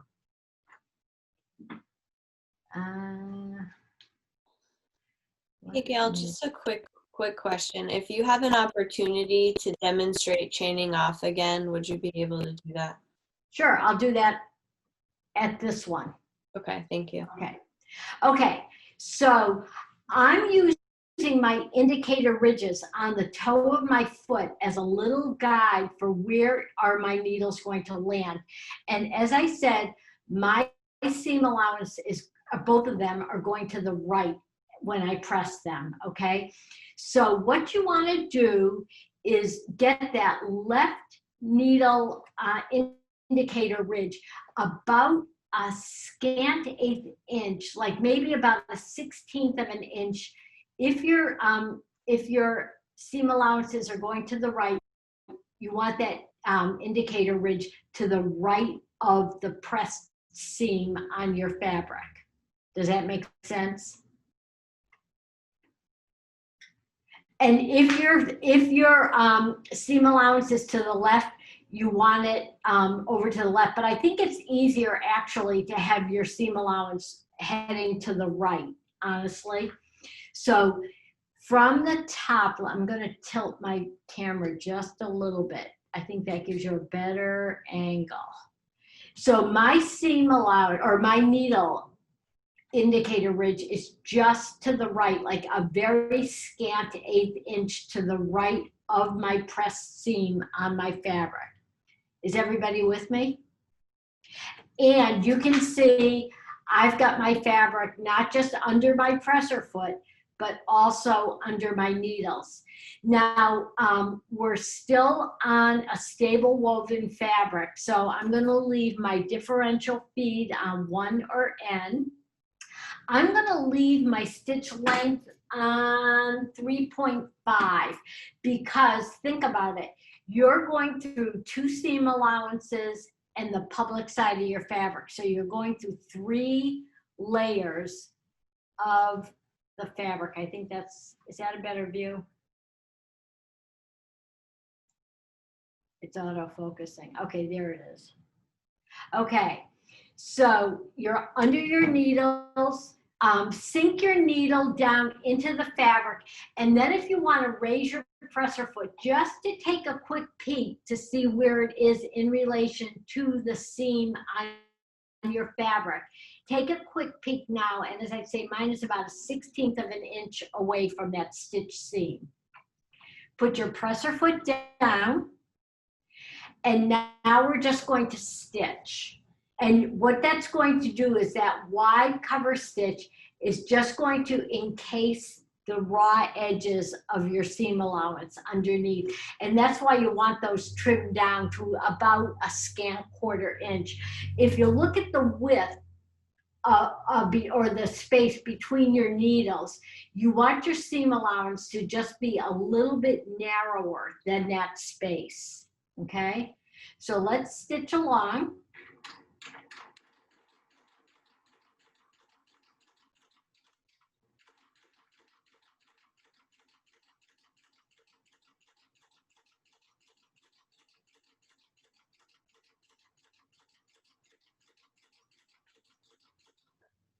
And let's take a look at it so far. Let me get that.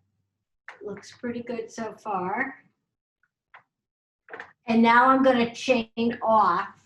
So, because somebody had asked about that. So I'm just going to go to the end. And again, if your machine doesn't chain off, it'll jam if you try to chain off. But the other fix is, and I'm just going to show you this, if you wanted to go to the end of your fabric and not pull your needle threads or your looper thread, you can use another little piece of fabric at the end of that, just like this, and I'll show you that.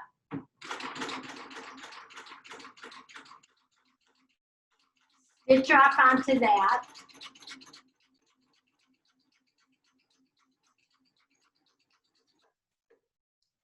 Clip your threads. And then, let me just show you this. At the end, just like this, then you could just clip this little finishing fabric right off, just like that. But it's a nice way, let me just show you on the back. It's a nice way to encase that seam allowance. Can you all see that? And you can see with that yellow thread, I did that on purpose so that you could see the positioning of that wide cover stitch versus the stitch seam thread. Is everybody stitching along? Okay, let's see.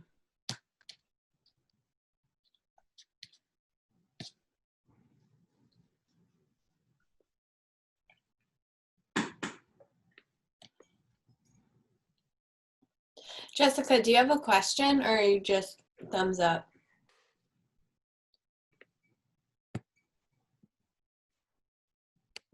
No question, just thumbs up. Okay, Oh, awesome. great. Nice. Okay, anybody else have any questions or any dilemmas about that? I'm gonna switch over to my face view so I can show this. I'm gonna put it in front of the camera on the computer. Yes, I have a question about the method you just did of stitching off onto another piece of fabric. Does that in effect lock the stitches on the main fabric? No, because if I pulled on my chain looper thread, let me just switch this over to me. Hang on just a second. Let me just switch this over to me. Okay. All right. So at the end, when I clip that thread, if I pulled on the chain looper thread at the bottom of that, I could pull all those stitches right back out again. So you want to be careful of that. And of course, as you know, you can't backstitch on a serger. So you do want to be careful of that. So that might be just a technique to use if you know that's going to be a closed seam at some point. Exactly, yep. Again, or if you can't chain off on your machine, if you turn that wheel, raise the presser foot, raise the needles, put the death grip with your thumb and index finger on that last stitching and pull it out, leave a nice long thread tail so that you can't rip those stitches out by accident. I do call that the agony and the ecstasy of the cover chain stitch, is that it's nice to be able to pull the stitching out quickly and easily, but if you don't want to do it, it's a you know, it's annoying. So that's why I call it the agony and the ecstasy. How does everybody like that technique? Great. Good? Do you Okay. have any tips for perhaps keeping a straight line? Yes. Clover makes these nice little, well, wait a minute. Would that work on there? Let me think.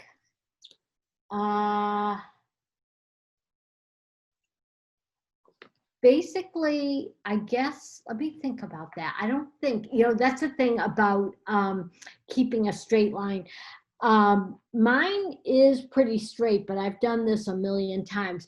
I would say just stitch at a slow to moderate speed, but believe it or not, don't stitch too slowly, because I think it's easier if you keep going to keep that stitching straight. I was going to mention the 6-in-1 stitch and sticks, but because your fabric, you've got fabric to the left and to the right of your presser foot, I don't think that that's going to work super well. I'm just trying to think, if you had one of those to the right of your fabric, I don't think it would really work. So I would just say practice would be your best thing. If I think of something that is a good guide for that, I will definitely shoot you all of you an email in the group and let you know. I'll think about that. But right now, what I would say is practice and just watching where the edge of your foot is in relation to that seam. This stitching, you can see it's pretty straight, but as I said, I've done it a million times, and on the inside, it's totally encased that raw edge. So it's a very nice technique to do, especially on woven fabrics. And it will compress the seam. The triple cover stitch is not the only one that'll compress the seam. A wide one will too, but just not to the same degree that the triple cover stitch with 3 needles will. Are there any other questions before we take a quick break? Not that I can see. Question. Okay. Okay. All right. So why don't we take a quick... Oh, yeah. Yes. go ahead. Karen has a question. A question. My cover stitch machine says I can chain off on it, but Yeah. when I do that, it's not chaining. I just get 3 loose threads. But it doesn't jam. It doesn't jam. Okay. Some machines will create a chain. Others will not, and it depends, I think, a lot of times on what stitch length you're on. Okay. Some machines will say to put it on a 4 for stitch length to chain off, but as long as it doesn't jam, then it doesn't matter. Okay. Thank you. You're welcome. Okay, so why don't we take it? I have 3:04 on the East Coast, so why don't we meet back like at 10 after? Is that good for everybody? Does that give you enough time? Sure, Gail. Yes. I had one question. This is Karen. Hi. Hi. I'm using my Clearfoot for this, and I noticed. I know I've been told that on my Imagine Serger, which is just the old one, the Clearfoot, it's shorter and it doesn't grip as well, and so I should only use it when I really need to see.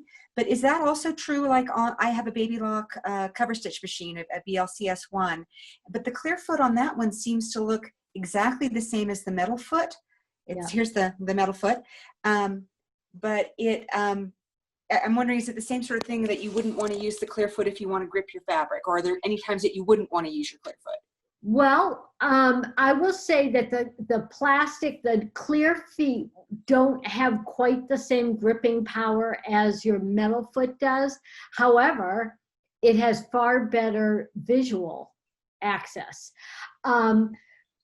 What I would say is, have you noticed a difference in how well you can stitch with your Clearfoot versus your metal? Do you notice a difference in how your fabric feeds? Well, my machine is pretty new to me, so I haven't done a ton with it. But I do love the being able to see. Yeah. It makes a huge difference. Okay. So I haven't noticed a difference yet, but maybe I will as I use it more. Okay, the one thing that you could adjust if you noticed a difference, there definitely is a difference in how well the clear foot versus the metal foot grips the fabric. But to compensate for that, Karen, what you could do is just make a tiny adjustment on your presser foot pressure. Okay. If you wanted to increase it a little bit, but not a lot, don't do a whole lot. That would probably compensate for it. But I think probably, depending on the fabric, I think the difference would be so negligible that if you wanted to use the clear foot to see, I would. And I don't think, now, I think I have my clear foot with me. Hang on a second so I can compare it, because that's a good question. I just compared it to mine, and it is exactly the same dimensions. Okay, I was going to say, I thought mine was exactly the same length. I don't think there is a difference in the length, but it's just the fact that it's plastic versus metal, and the metal just holds the fabric. It clamps it a little bit more than the plastic. A further question on the foot. I noticed on your machine, which is the combo, it has the narrow cover stitch foot. Mine's a lot wider. Do you know if there's a narrower, and I noticed it when I was putting the zipper in that I couldn't get super close to the zipper teeth. Yep. Is there a narrow foot for the standalone cover stitch baby lock? I believe that the cover chain stitch foot, this one, I think that should fit that machine. Okay, I'll look into it. I'll ask my dealer. Or you know what, you can even check on their website to see, because it should tell you which, but I don't see, if it's a cover chain stitch foot, I would think that it would fit the cover chain stitch dedicated machine, but I'm not 100% positive on that, so double check. All right, thanks. You're welcome. Okay, so we can meet back in a few minutes. And I think you're all doing great so far.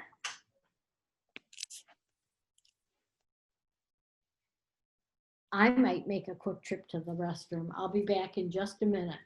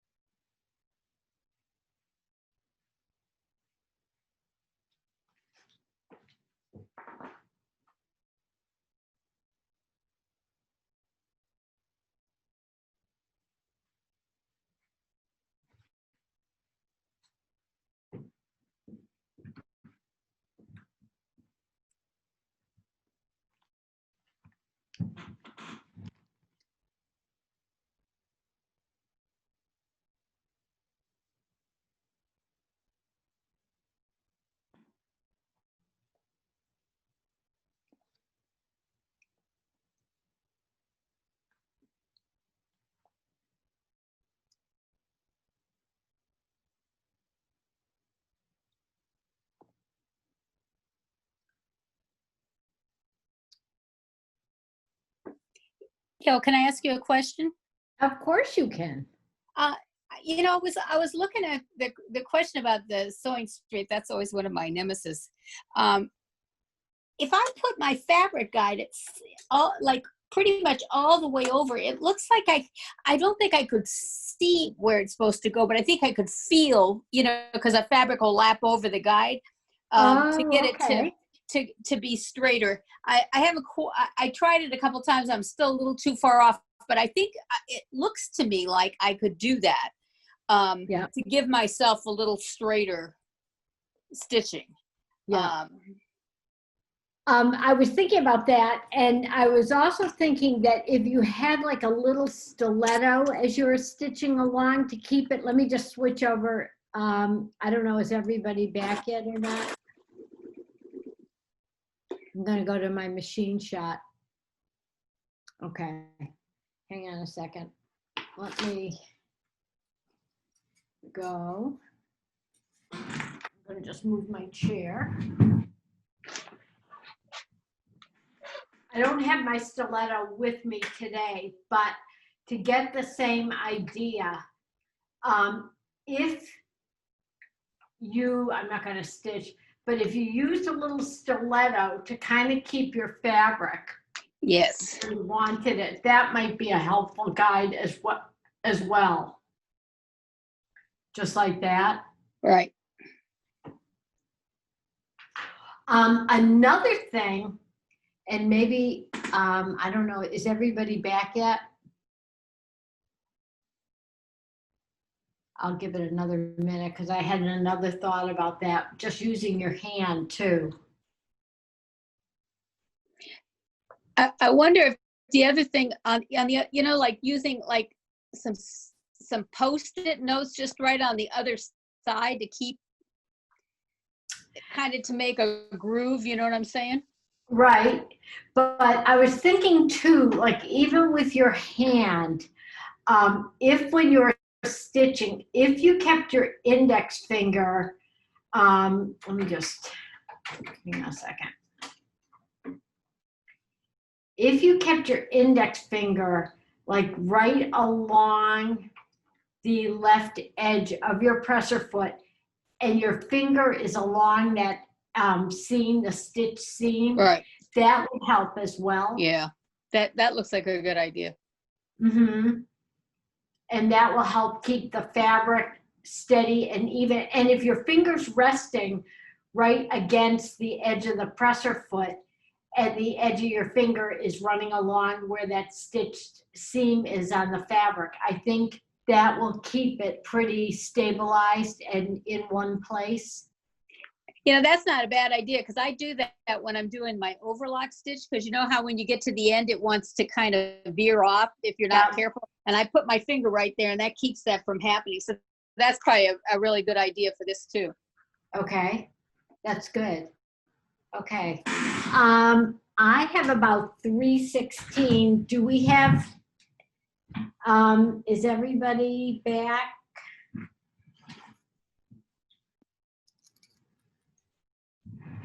I'm going to go back to my face view again. Hang on a second. Let me just switch over.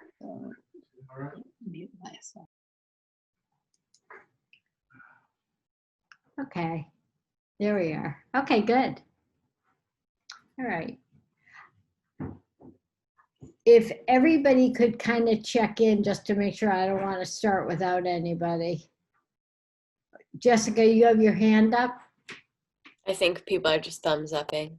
No, is anybody giving a thumbs up? That was from before, sorry. Oh, okay. Oh, no worries. Okay. Thank you, Gail.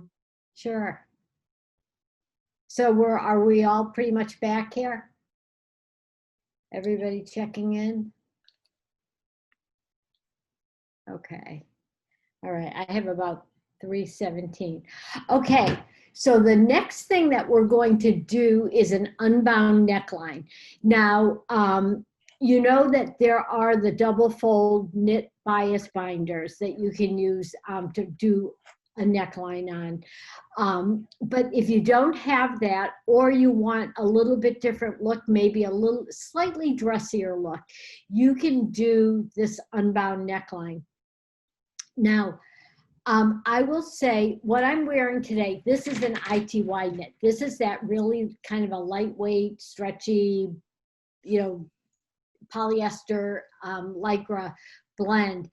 And when I tried this technique on that fabric with just a little bit of, I think I used Wonder Tape on it actually, I didn't like the way it came out because I thought that the fabric didn't have enough heft to it to really give me a nice looking neckline. I just, you know, even when I changed the differential feed and everything else, I just didn't love it.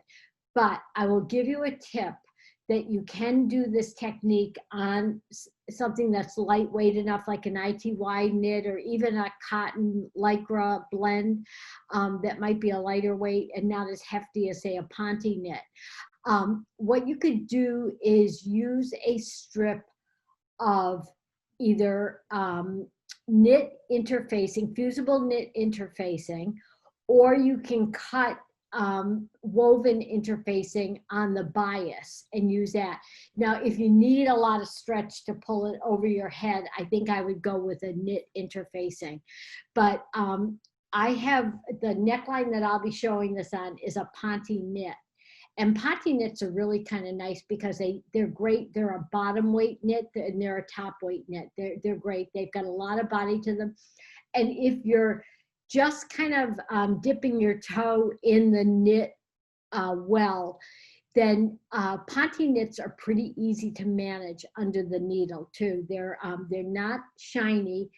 They have depending on the fiber content, they're usually like a polyester rayon lycra blend, but depending, they vary in how much they stretch. This is crosswise, but there's usually a little bit, not a lot, but a little bit of stretch lengthwise. This one is a poly rayon lycra blend, and I'd say it's an average weight Ponte knit. But what I did on the back is, just as you usually do, you want to clip those curves. But what happens a lot of times when you clip those curves and you press that edge under for your hem, those little triangles of where the clips were make a pressing impression that shows through on the right side. So having a little bit of knit interfacing in there, which you can see on this. Let me just hold it up. Can you all see that? It's about an inch wide, maybe, yeah, about an inch wide. I just press that on around it, clip. It just buffers enough so that you don't see the pressing impression of those clips through it. And it allows you to stitch pretty well on it with, it just gives it enough body. And if you do, excuse me, have a knit bias binder attachment, I have found that on the double brush polyesters, if I don't interface the binding fabric on those, they don't behave well at all in the binder attachment. So that's just a little trick that solves a lot of issues on that. So if you have a lighter weight fabric or even something like a Ponte that doesn't really require a lot of beefing up, the fact that it will hide those little clip impressions that might show through otherwise is a good reason to use it. And it will make it behave better under the presser foot for you. So some of you mentioned that you weren't too sure about the fabric for that. As I said before, I like this particularly for heftier knits. You could even do it on a sweatshirt fleece if you wanted to. But if you are on a lighter weight knit, I would go from the wide cover stitch that I have on your handout and bring that down to the narrow cover stitch. You can still use a narrow cover stitch on a heftier knit, but a wide one on a lighter weight knit will give you that tunneling in between the stitching lines. Is that clear as mud for everybody? Yeah, I think Gloria might have a comment. That was really informational though. Gloria, did you have a question, Gloria? Oh, let me see. I have to ask to unmute. Oh, Gloria, I think you're on mute. Okay. It was actually regarding the previous section. If you want to, I can make that comment at the end. No, go ahead. Go ahead. Oh, okay. Well, as far as the making a straight stitch, I use this product for quilting. It's a seam guide. I don't know if you can see it. Let's see there. Maybe you can see it. Oh, yes. And I see put that on the bottom of my Clearfoot. And let's see if you can see this. Can you see that there? And I use that as the guide, and it kind of brings the level of the fabric that isn't folded over to. I can't see it on your machine, Gloria.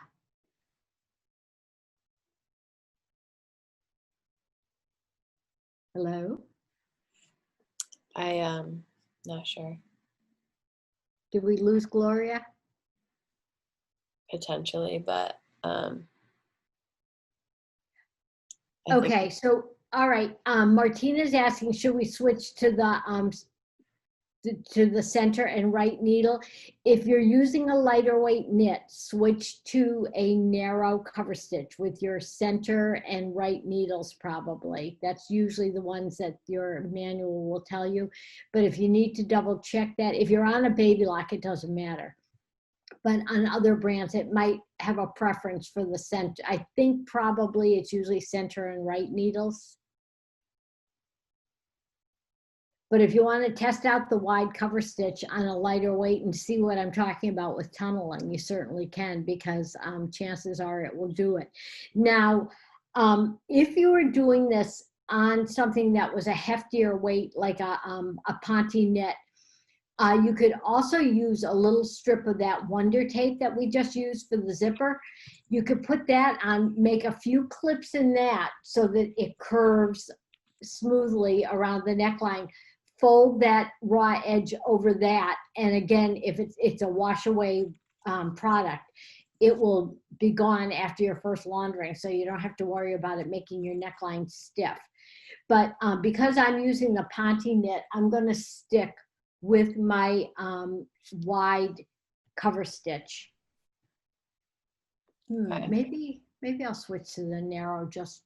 Maybe I'll switch to the narrow just for variety, and I am going to switch over to my machine shot. And I'm not sure if everybody was back for when I was talking about using your index finger to help get a nice straight line of stitching on that faux flat fell seam. So let me switch over and make sure that everybody saw that. Hang on a second.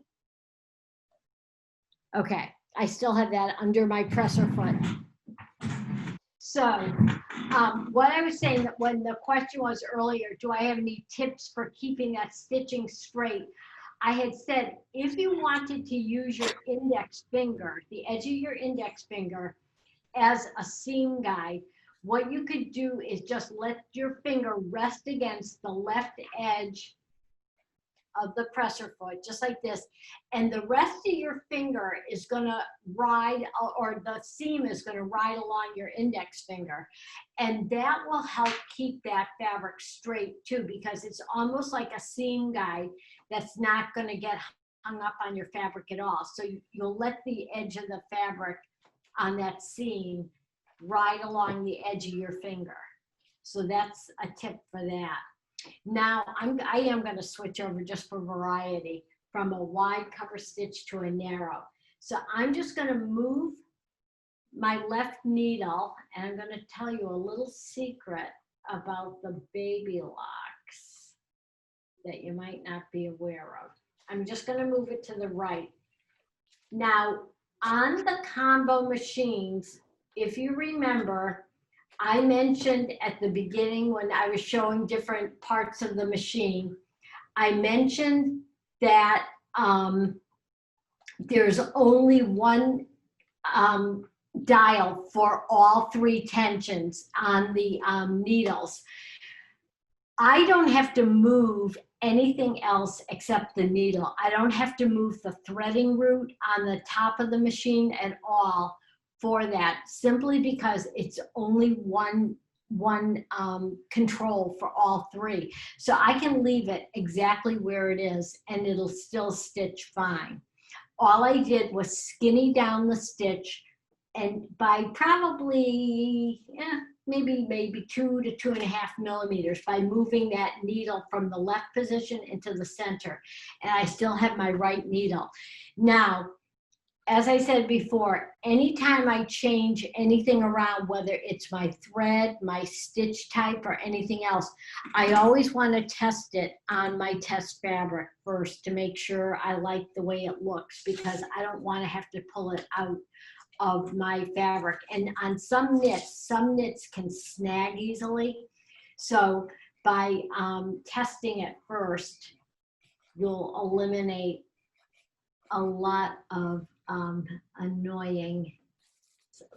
potential annoying things. I think I just wrapped my thread around this needle too. I think I twisted it. Hang on a second. That can be the one downside to when you just move the needle. If you accidentally twist the thread, you want to make sure you untwist it before you start stitching. So hang on. That's good to see in action in case that ever happens. Yes, it is. And as I say, people think that when you're the instructor, nothing bad ever happens. Guess what?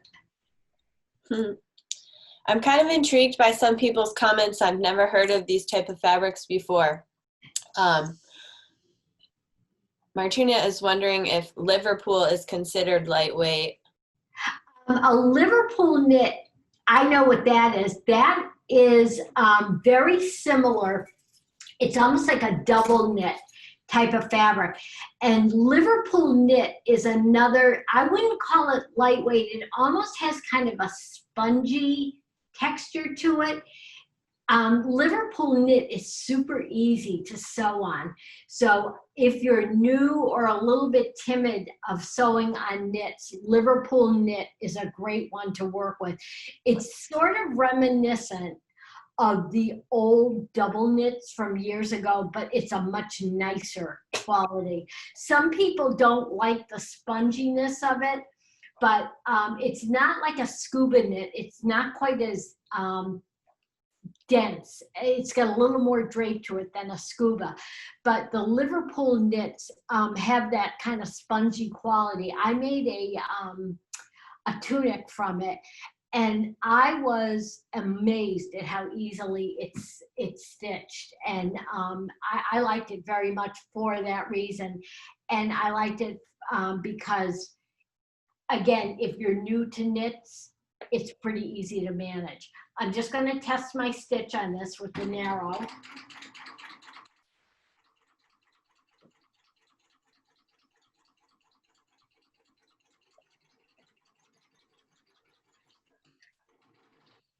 And when I test it, I look at the front, which looks fine, and I look at the back, and that also looks fine. So we're good to go on that. Now on mine, I'm going to still leave my stitch length longer, like 3.5. It's very rare in cover chain stitch mode that I ever go shorter than 3, honestly, on a stitch length. Most of the time I stitch between 3 and 3.5, but because I'm doing this on a Ponte knit, I'm going to leave it on 3.5. Now this is a time when having either your clear foot or your narrow cover chain stitch foot comes in very handy. And I think I might change to a clear foot for this, since some of you don't have this narrow foot. But if you have a brand that has that foot available, and I think more and more companies are making it, I highly, highly recommend it. So I have this, luckily. And so I'm going to switch this out. And while we're talking about clear feet, I'm going to give you one more option on that. Here is my standard clear foot. That is the same length as my regular standard foot. You can see they're both exactly the same. Somebody who was asking me about that earlier Was it Jessica?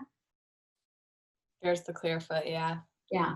Okay, so these are both the same. Clear, that gives you good visual that you don't have with the metal foot. But another little foot that you might want to consider if you're going around a steep curve is the little short curve foot. It's considerably shorter than the standard foot, but the only difference is that the principles of differential feed are the same in cover stitch mode as they are in overlock. But because this foot is shorter, I'm going to line it up so that it's lined up the way it would be. You notice how much shorter and further back that little shorty foot is. It doesn't cover your front feed dogs the same way as a standard length foot does. So if having a differential feed setting of say 1.5 or 2 is critical to get a good outcome, you still may want to stick with the standard foot. But the little shorty foot is great for going around curves because the analogy that I heard was that the standard length that's longer is like a bus turning a city corner. The little short curve foot is like turning a little sports car around a city corner. But because it doesn't cover your front feed dogs the same way, let's put it on and you'll see, if differential feed setting is critical for a good outcome, then stick with your standard length foot. So you can see a lot of those front feed dogs are not covered at all. So it won't give you a true read if you need to change your differential feed setting on that. So that's just a little FYI on that foot, but it's a nifty little foot to have, but I think we'll be able to do fine with just a standard clear foot. So I'll pop that on. Okay, great. I've got a couple of questions, just squeeze in. Sure. Okay. Firstly, when you're switching the needle, this was from 5 minutes ago, does switching the needle without rethreading only work on the combo baby lock, or will it work on the baby lock cover stitch standalone? I think it does. The cover stitch standalone, does that have 3 different dials for your needle tension? Yeah. Yes, it does. Tension. Then you would definitely change the threading route on that too. It's only because the combo machine has the one control for all 3 needle tensions that you can do that. But if you're in a machine that has individual tension knobs for each needle position, you definitely have to change your threading route. Okay. Okay. Okay. And so, what is your loopers tension set to for this one? all of our tensions are going to be on 1 or N. We're not going to change any of those. Okay. Thank you. Okay. Yep. And again, if you've got a fabric that's very stretchy, you may want to change your differential feed to say 1.5. And that will speed up those front feed dogs and help prevent your spread. But one thing I do want to mention is when you're going around a curve, it's super important that you straighten your fabric, but don't stretch it. We all have a tendency when we're, let me go to my face view. Hang on a second. Let me just switch back.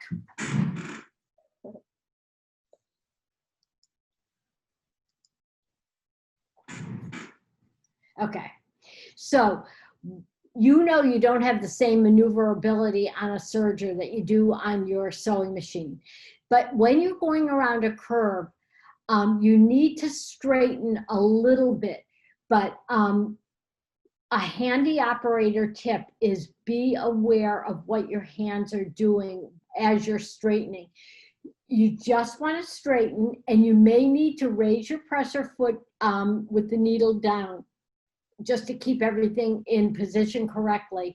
If you're going around a steep curve, it just depends on how steep a curve or arc you're doing. But the thing you want to avoid is that as you're going around, some people tend to straighten the fabric, but they also pull and stretch on it, thinking they're controlling it better. But what happens, especially on a neckline, is if you pull on the fabric as you straighten it, that neckline that you work so hard to get a good fit on when you're doing your pattern fitting, you'll have gaping on that. And if you get a little bit of puckering with a 1.5 differential feed setting on the neckline, don't worry, because what you can do is then go to your iron and with steam, put a press cloth over it. I highly recommend a press cloth on any knit fabric. Put a press cloth over it, but with a lift and press motion and some steam, that will smooth out those puckers. And I would rather have it pucker a little as you're stitching and get rid of those with your steam. And that way the neckline will hug your chest wall really well, and you won't have it gaping away and looking sloppy and messy and like you didn't do a good job on your pattern fitting. So if you think that you need that 1.5 differential feed setting, go ahead and then click it up to that.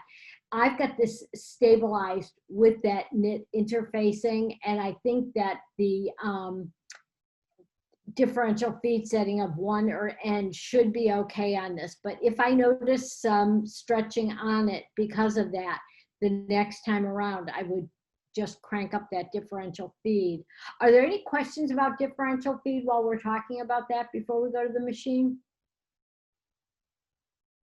I know we have a couple of questions, not particularly on differential feed, but you just mentioned the Denny views, the interfacing. So I wanted to track back to that comment. Someone was asking, do you buy that on the bolt by the yard? And I know you have that on your website.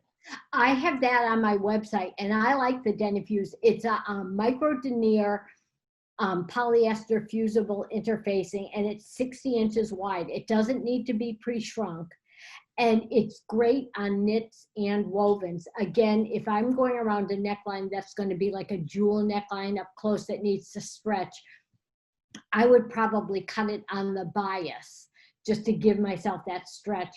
But if I was doing this, you can do this on a woven or a knit, but if I was doing it on a scoop that's big enough that I can just slide my head through the neckline, you can just cut it on the straight of grain. It'll be fine. You may need to clip it a little bit as you go around the curve, but you can maybe cut a 1 inch wide strip of it.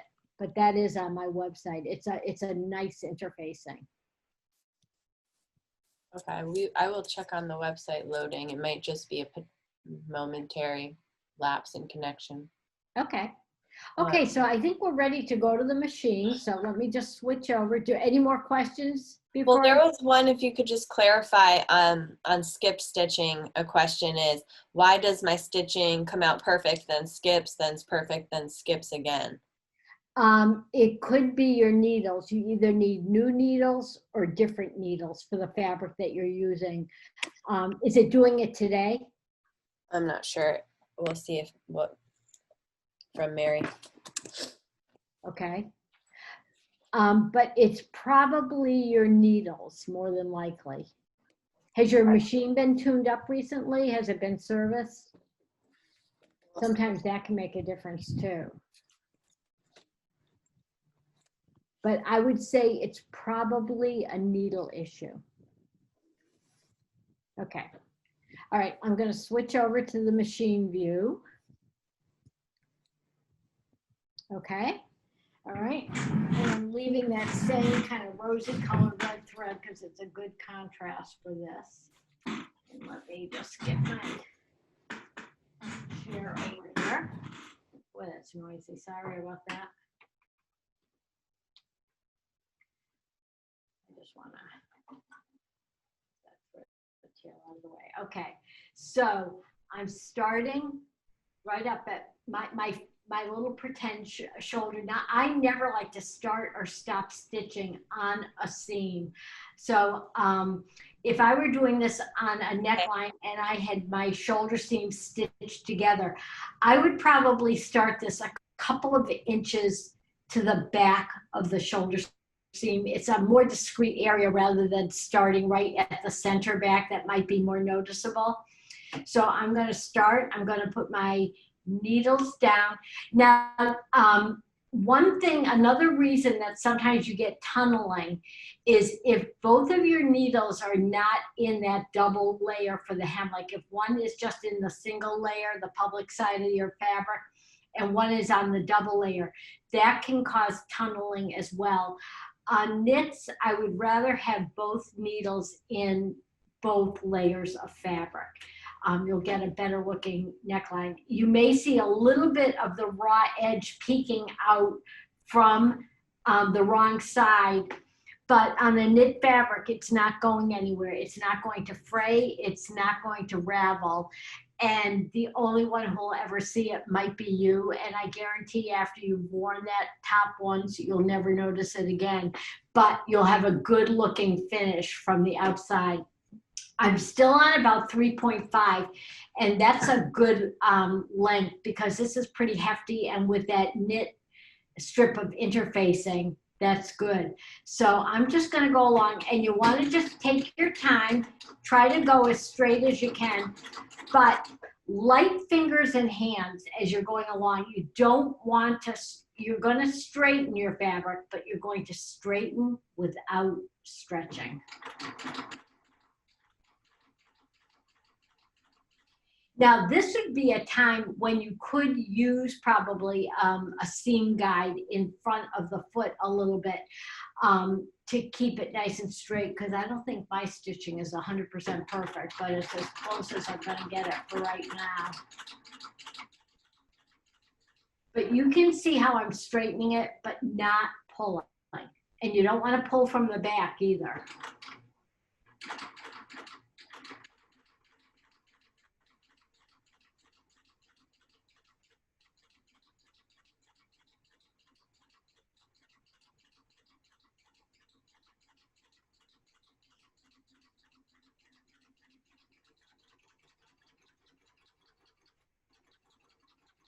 Just chaining off, and let's take a look.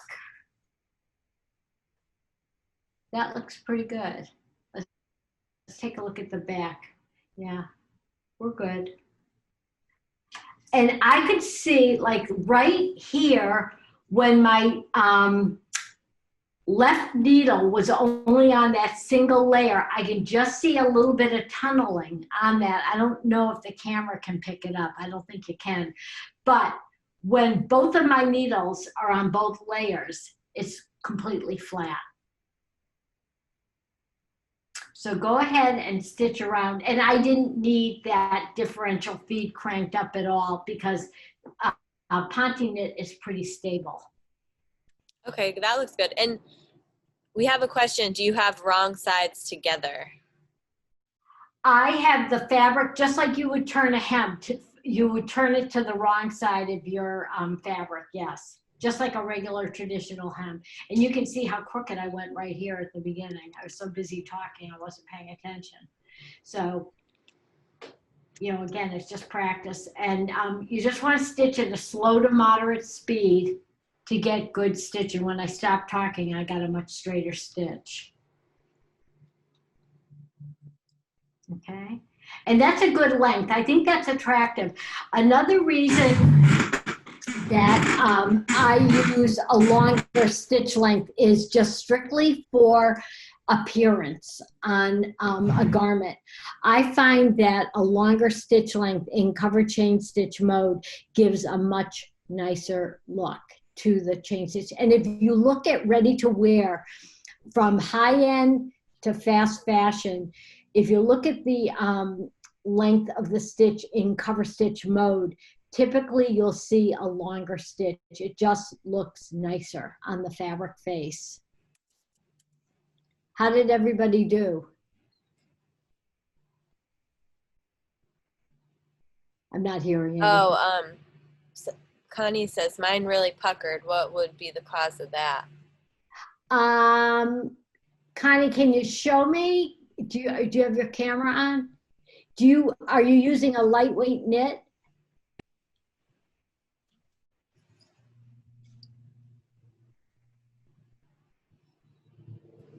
Not sure.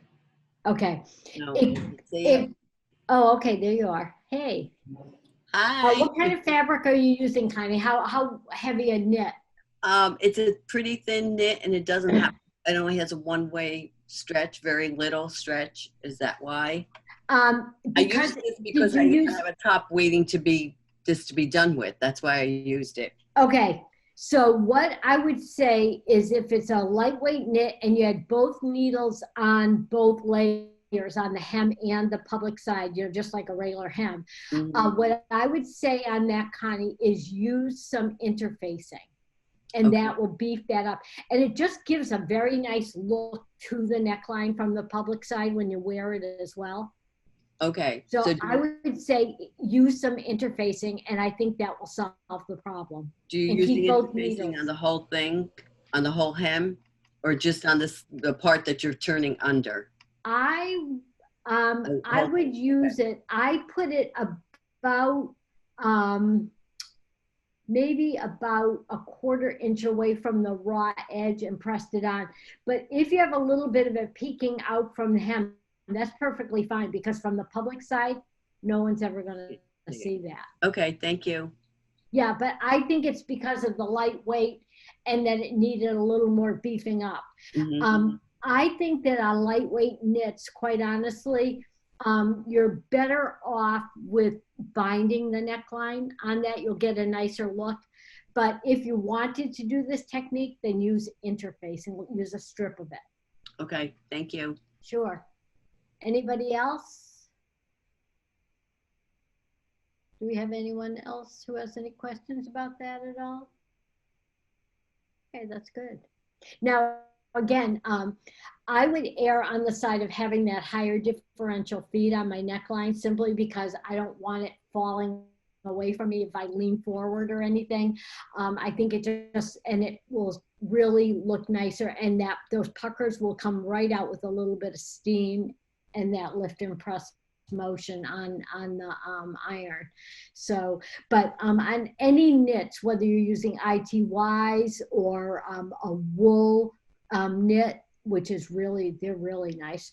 You don't find them too often, or the Pontes, or even the Liverpools. Make sure you check the temperature of your iron, because if it's too hot, there usually is some synthetic fiber in those knits, and you may end up melting it a little bit or getting a shiny spot that you're not going to get rid of. So use a press cloth and double check your iron temperature on your scrap fabric before you press your actual project fabric.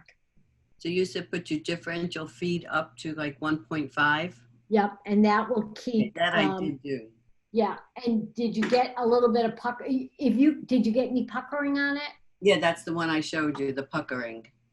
Let me hold it up again, Connie. Yeah. Oh, so not tunneling.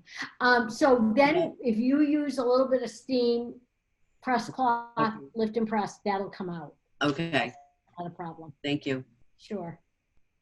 Okay, how about anybody else, Elena? Anyone else have a question? I see a couple of hands up. Kathy, did you have a question, or Pamela? This is Kathy. No, I had a question when you were talking about the demi-fuse and the French fuse. Are they the same thing? They're very similar.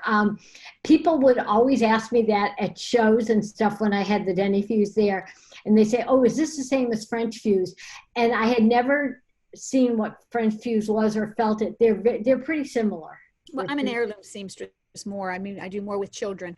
So that's why I'm more familiar with that one, and I'd not heard of the demi-fuse before. So that was interesting.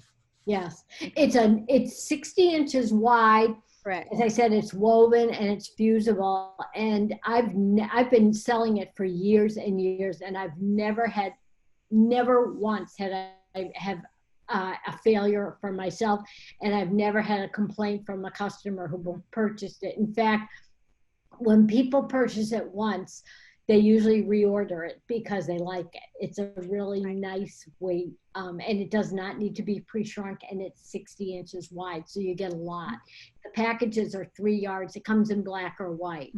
So if you were going to use that on this neckline, if it's cut by yardage, how do you get it to fit around the neckline? What I would do, because it's a woven, I would cut it on the bias. Or what you can do is you can make a little template, like almost like a facing template that matches your neckline, and do that. Do it that way. Okay. And then do you have the part number for the short clear foot that's the curved foot? I don't. I have the regular clear foot and the regular curved foot, but I don't have the clear one. I didn't even know they had a clear window. I saw yours. Oh, for the baby lock? For the clear curved foot. Let me just look on that. I don't have that part number. It just has a C on it, the way a curved foot would, the metal one. All but right.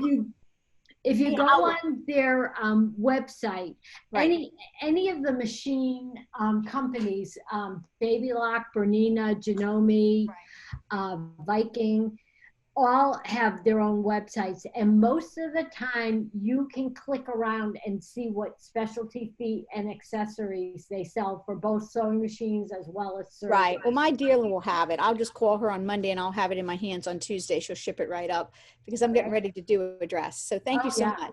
Oh, you're welcome. You're welcome. Any other questions about that at all?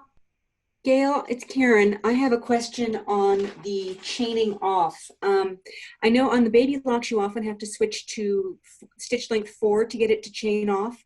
On mine, 3.5 seems to be the magic number where it won't chain off after 3.5.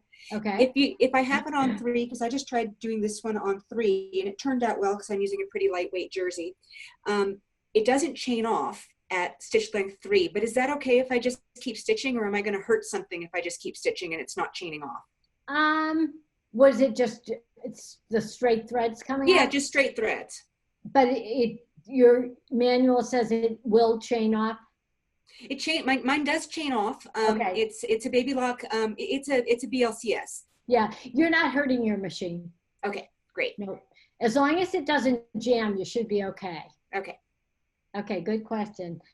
Anyone else have any questions about that at all? Okay, well, I think we're getting to the most exciting part of the program, and that's stitching in the round and over the hump. So I think what I will do is we'll stitch, I think maybe, let me go back to my slideshow. Hang on just a second. I think I have that. Hang on just a second. Let me go to screen share.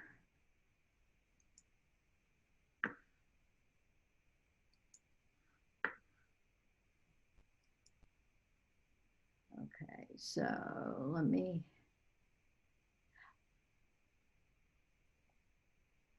Oops, I guess not in this one. So hang on a minute. Let me just switch over.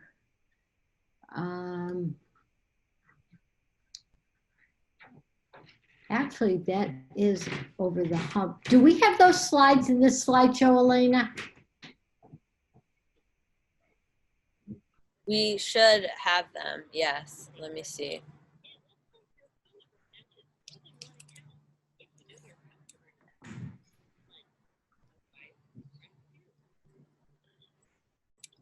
Kathy, while I'm looking for that, did you still have another question? I saw your hand up. I think that my hand just didn't get taken down, but when you were talking about binding and putting, are you going to do that in your next class? Are you going to teach us how to do that? I can do a class on some of the specialty feet and attachments. How many of you would like that? I have a lot of tip clips on it, but I can definitely do a live class on it too if you've got some of the specialty feet and attachments. Well, I've got them all. Okay. I've got all the baby doll feet except that clear one apparently, and the knit binder. I don't have the knit binder yet. Would that be something we would need for the knit necklines then? Yeah. Yes. And then the binder comes in 3 different widths. They have an 8mm, 10, and 15mm. All of them are nice. The 8mm is kind of nice for very delicate fabrics. The 10 is probably the most common width that you see on a lot of ready to wear, but the 15mm is also very pretty because it's bold, it's wide, and that's kind of nice. And on that one, you can use a triple cover stitch, you can use a wide cover stitch, you can also use a narrow. On the 8mm, you'd only use a narrow, and on the 10, also probably just a narrow, unless you wanted. There are a bunch of different varieties, and I could show you samples that I didn't bring today because the customer number. Pardon me? Oops. Okay. But the you know, I could show you different variations for how to use those binders and how to position the different stitches. So let me just hang on just a second here. It looks like the over the hump slides begin on slide number 74. Okay. On this one, I just have, I think I have to get out of this one then for a second. Hang on a second. Let me see.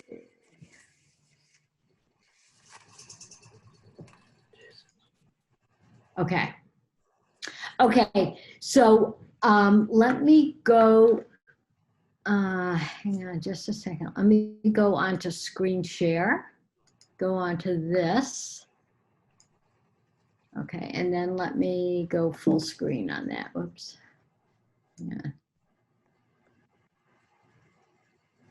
Okay, can you all see that? Yes. Okay. Okay, now this I specifically used a Ponte knit on because when you talk about over the hump, anything that is a thicker knit is definitely makes more of a lump in that seam allowance. So that's why I did this, just to show you that you can get a really nice stitch on that. So let's talk about that. There is the finished over the hump seam.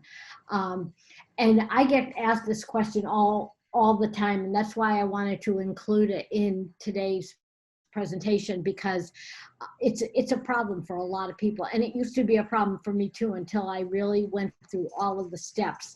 So I'm going to walk you through just on the slides, but then when we go to doing the actual stitching in the round and over the hump, I'll walk you through again. So there's the finished one. So what do? Here is your hem, and you can see I've pressed the crease in it. And I used a 3-thread narrow stitch for that side seam on this, that you're going to have to go over that hump.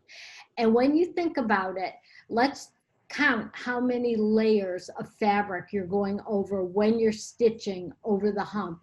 You've got the 2 layers of your seam allowance. You've also got the public side of your fabric. So there's 3. You've got, actually you've got 4 with your seam allowance, because you've got 2 on your hem, 2 on the garment public side. So there's 4. Then you've got a 5th one with just the hem fabric itself on top. So you think about that on a thicker knit like a Ponte, you're going through 5 layers. That's a lot. So let's go to the next one. And has this happened to anyone where when you go over the hump, your cover hem totally misses the edge of the fabric and you can see the little raw edge peeking out? That happened to me a million times until I figured out how to fix it. So, and this is what it often looks like from the outside. The seam itself is crooked, and you get that teeny little pleat right here, and then you get those bunchy little stitches here. So we can solve all of those problems and make it look just like this so that it looks great. So now you can use a fusible stay tape. There are a couple of different things that you can do. I will say though, from the get-go, the fusible stay tape will decrease how much crosswise stretch you have. And typically when you're making a garment, your crosswise stretch is going across the body because that's the way you want it to stretch and to give. And if you're walking, if you're making a skirt, you want that. If it's a straight skirt, you want to be able to have some flexibility in the hem, especially if you've got long legs and a long stride, but also even on the hem of a garment, you want to be able to have that stretch going crosswise. So it does decrease it, not entirely, but somewhat. So just be aware of that. So we've got our hem. We're going to say a 1-inch hem on that. Now, whether you've got a 1-inch or a 1/2-inch hem makes no difference today, so don't worry about that. But on this one, I did a 1-inch hem. So what did I do? I pressed a crease with that fusible knit or fusible stay tape on the inside, and I peeled off the paper. What you're seeing in this lighter strip is the adhesive that's left behind. Now, what you want to do is, depending on whether you're using a wide cover stitch or a narrow, you want to trim away some of that seam allowance that's going to get caught in the hem anyway. And you'll notice What? Sorry, Gail, to interrupt. I don't think the slides are moving with you. They're not. I can't see the slides moving. Really? Okay. Hold on. I'm seeing Over the Hump 2020 PDF cover hem. Cover set. Really? Okay, wait a minute. Hang on.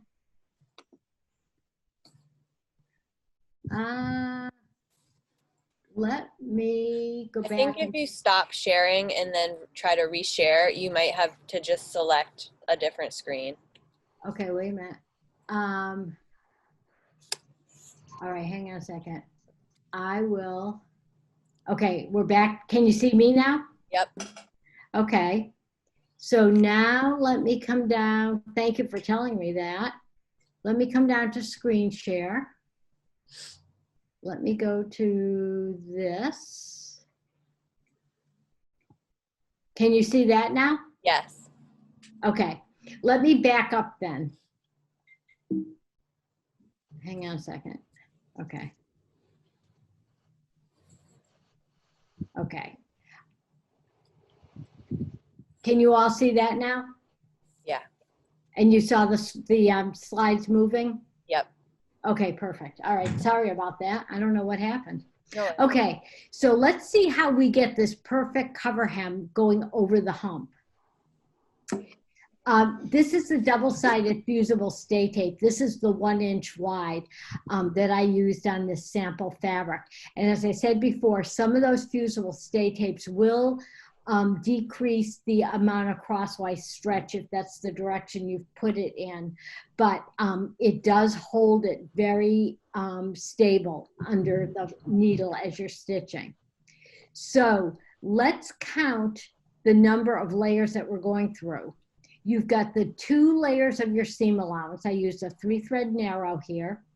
Then when you fold up the hem, you've got twice that right in the seam allowance. So there's 4 layers plus your hem itself.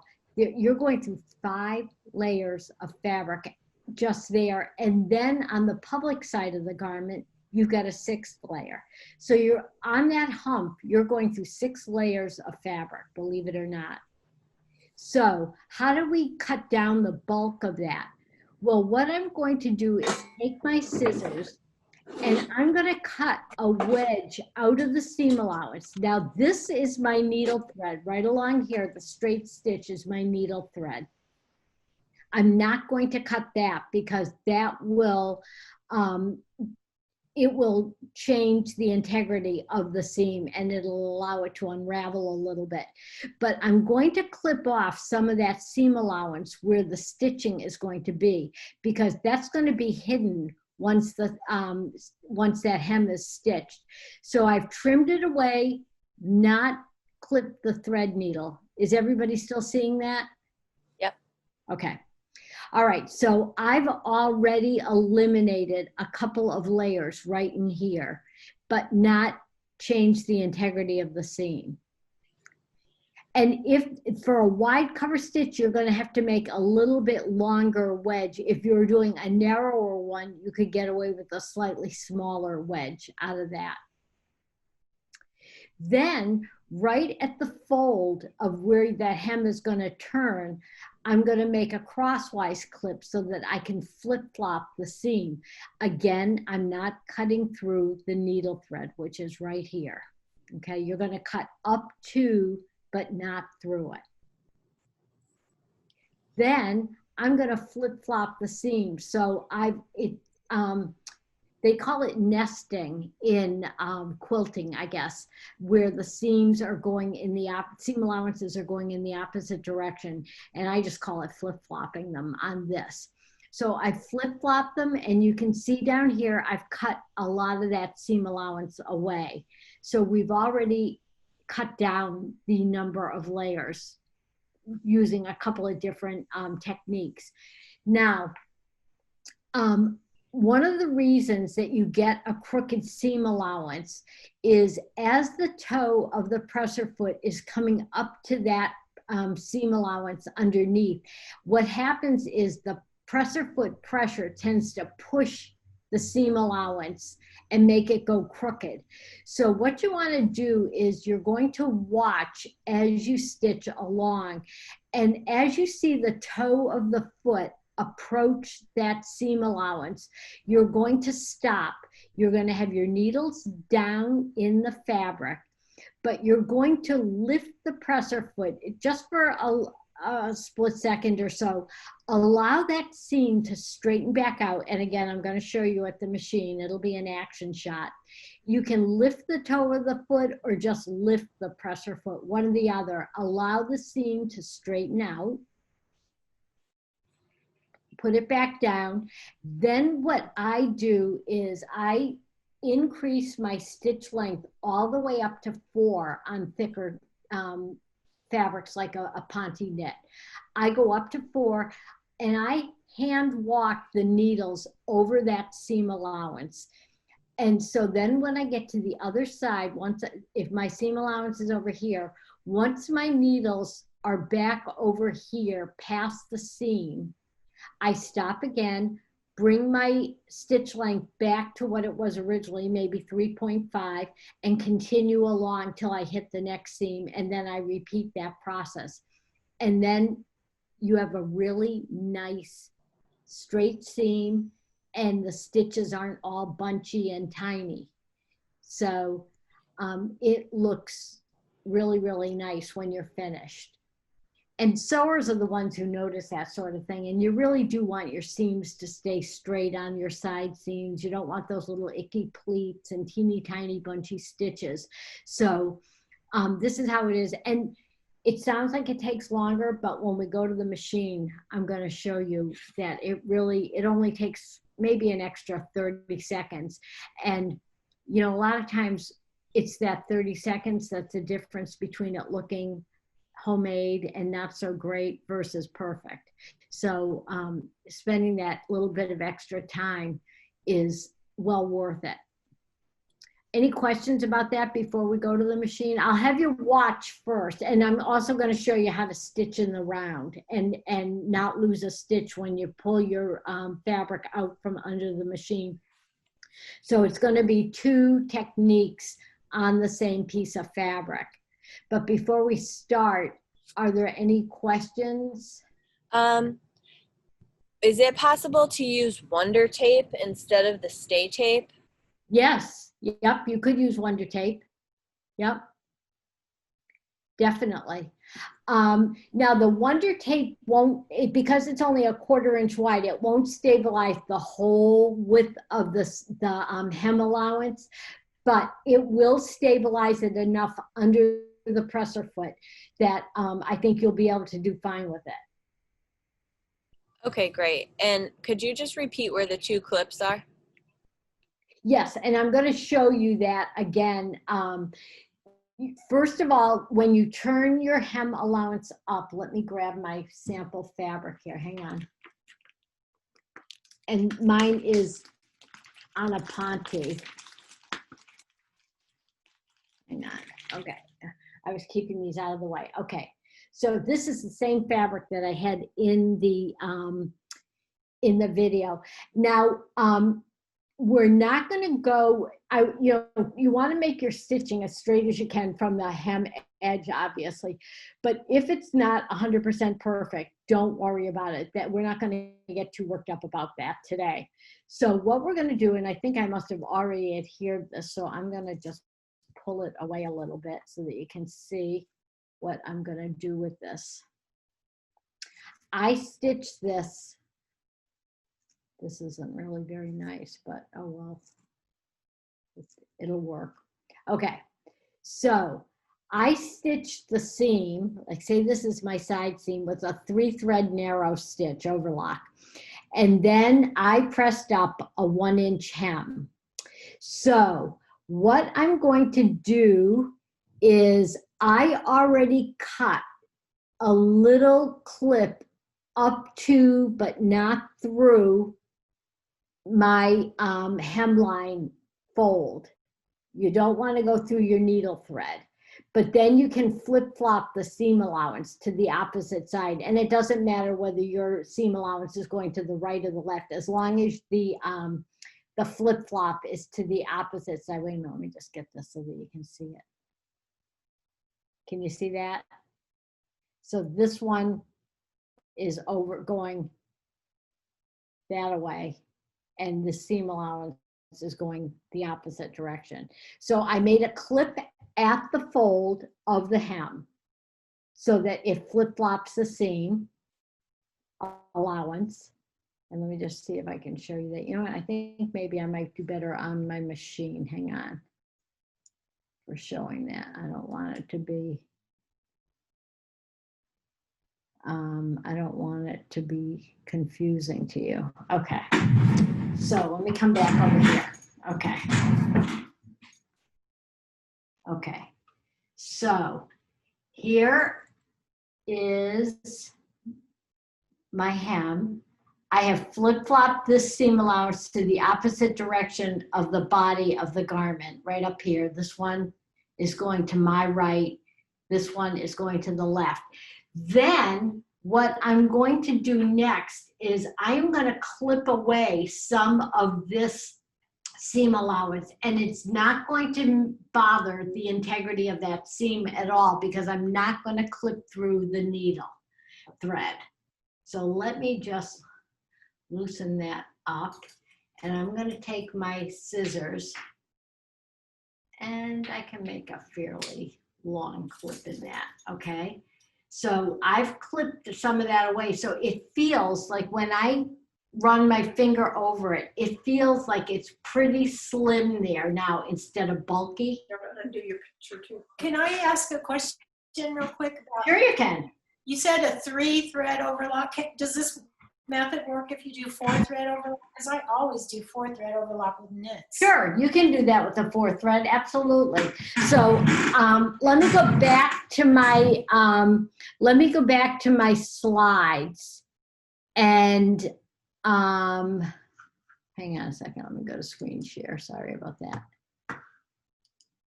And walk it through one more time so that you don't have any questions. But yeah, you can definitely do that with a 4-thread.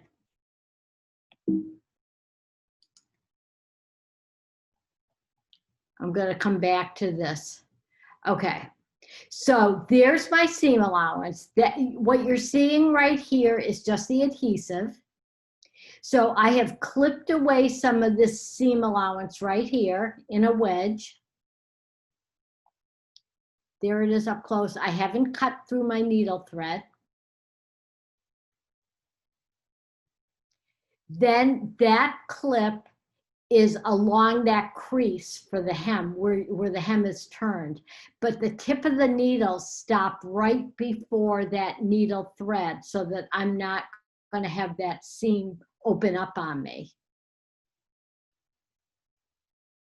Do you want me to leave that there for a second while you're all doing that? I'll show you again. There's that clip to get rid of some of the seam allowance. And then this next crease is right, or the next cut is right here, right along where the crease of the hem is, right here. So let me go to that slide. There it is. And then you flip-flop your seam.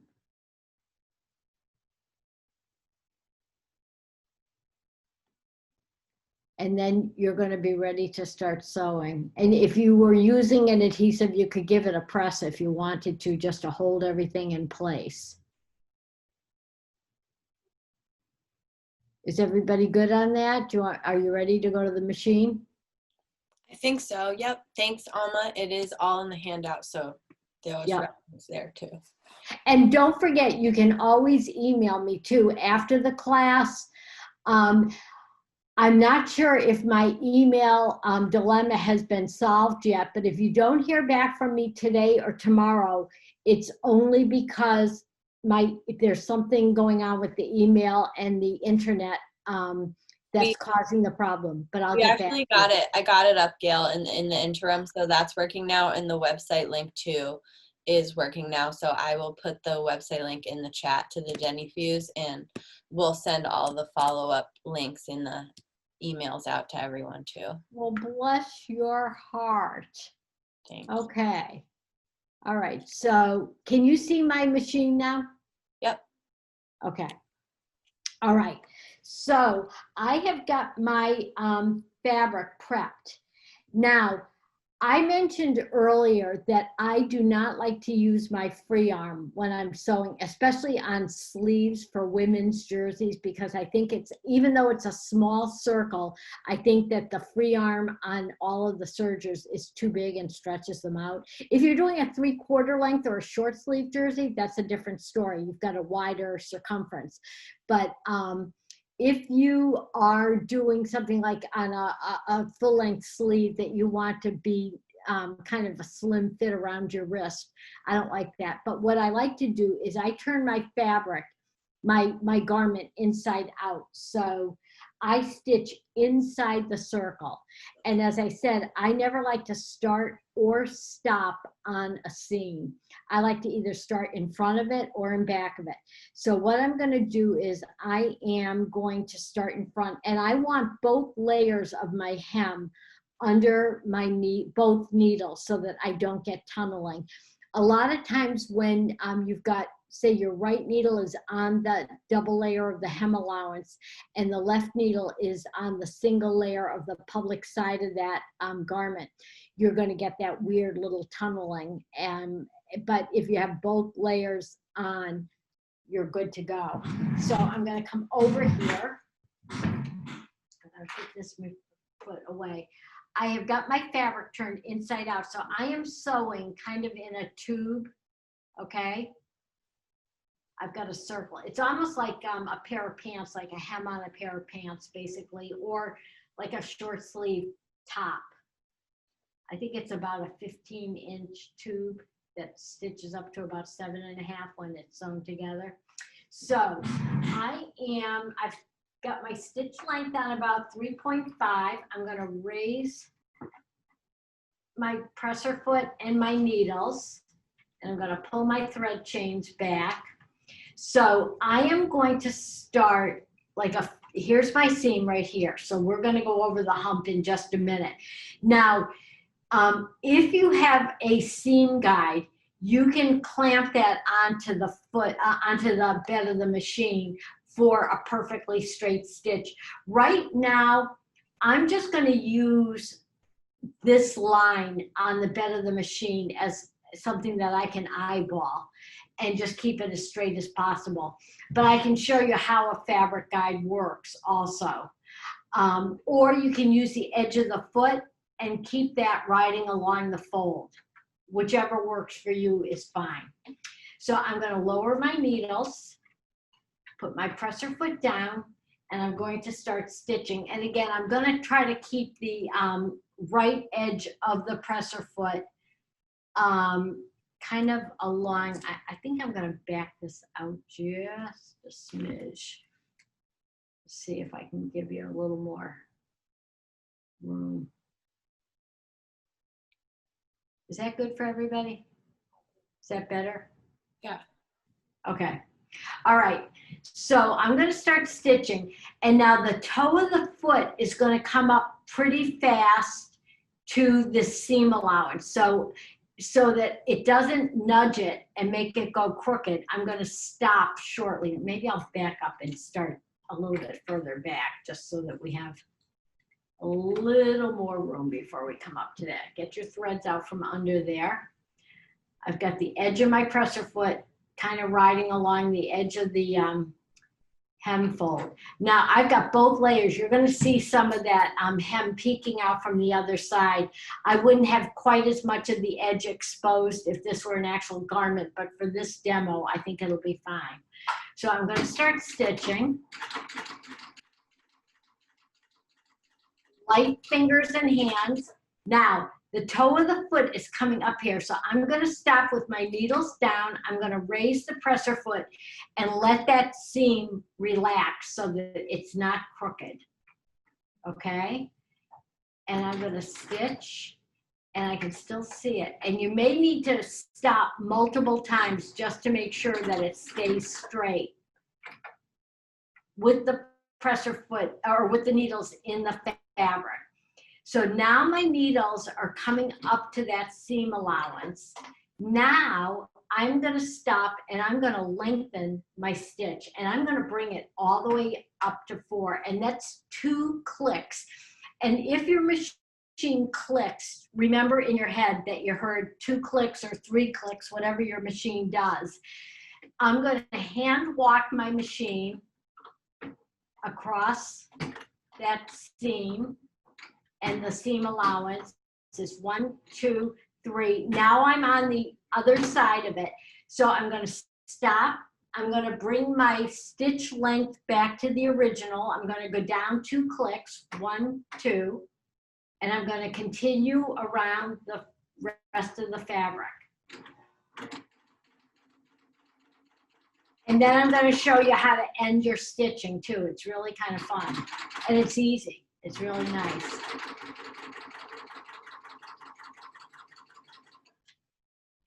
And I'm just gently bringing the fabric around.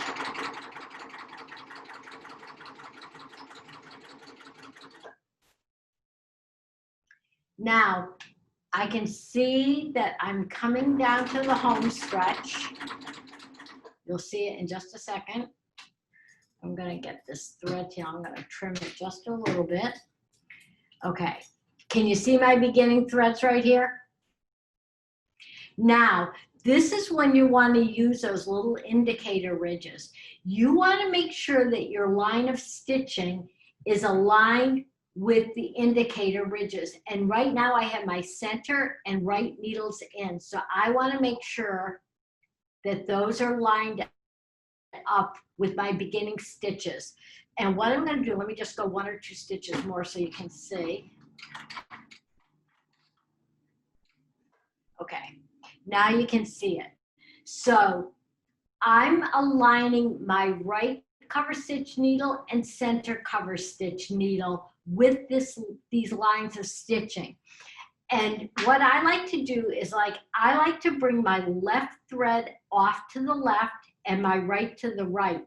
And the only reason for that is because if you just leave them, they kind of get twirled around into the stitching and they kind of make a mess on the right side of the fabric. So I bring the left to the left and the right to the right. You can see that. I'm going to stitch. I've got my stitching lines aligned with those. So let's keep going.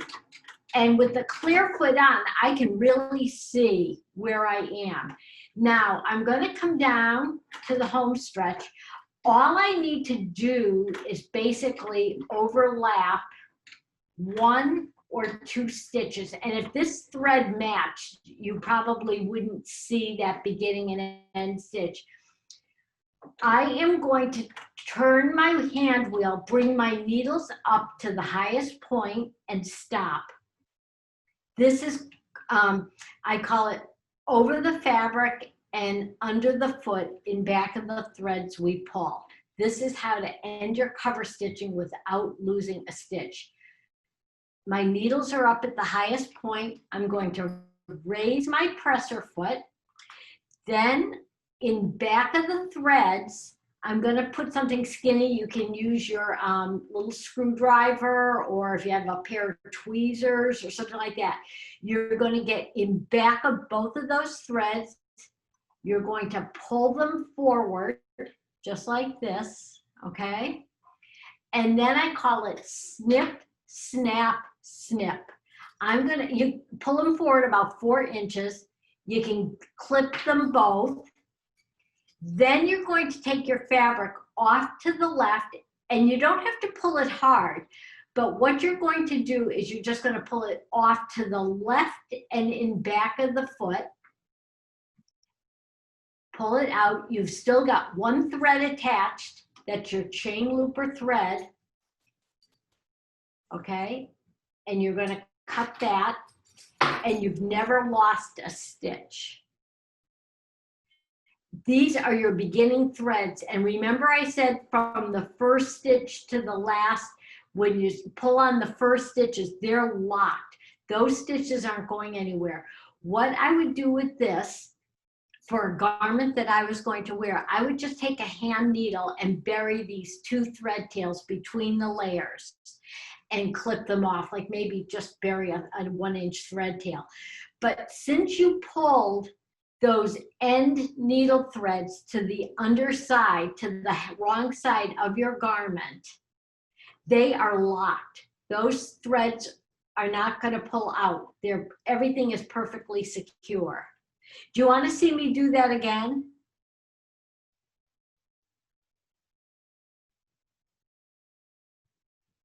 Is anybody there?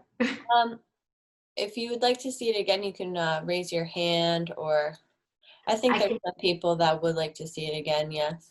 Okay, so I'm just going to clip these to get them out of the way, because I'll show you the exact, I'm just going to go a little closer to the edge of the fabric because this is just a sample.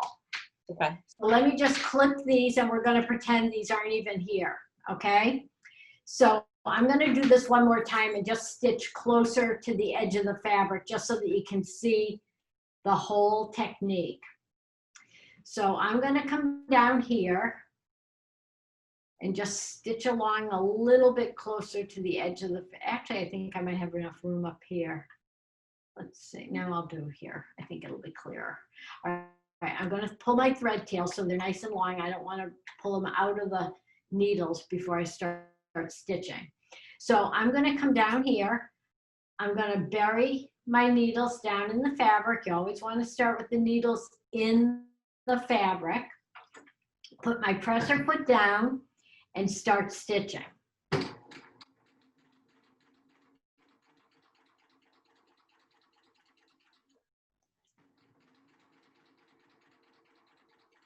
Okay, now the toe of my foot is starting to approach that seam allowance. So I'm going to slow down a little bit. And once I start seeing that seam allowance under the presser foot, I'm going to raise the presser foot. Take another couple of stitches. I'm going to raise it again. Let that seam relax. Now, I'm going to take maybe one more stitch, and then I'm into the seam allowance. I'm going to go up to my longer stitch length, up to 4, 2 clicks, 1, 2. I'm going to hand walk my needles over that seam allowance, 1, 2, 3 stitches to get past it. The needles are down. I'm going to click back to my original stitch length, 1, 2, and I'm going to continue around.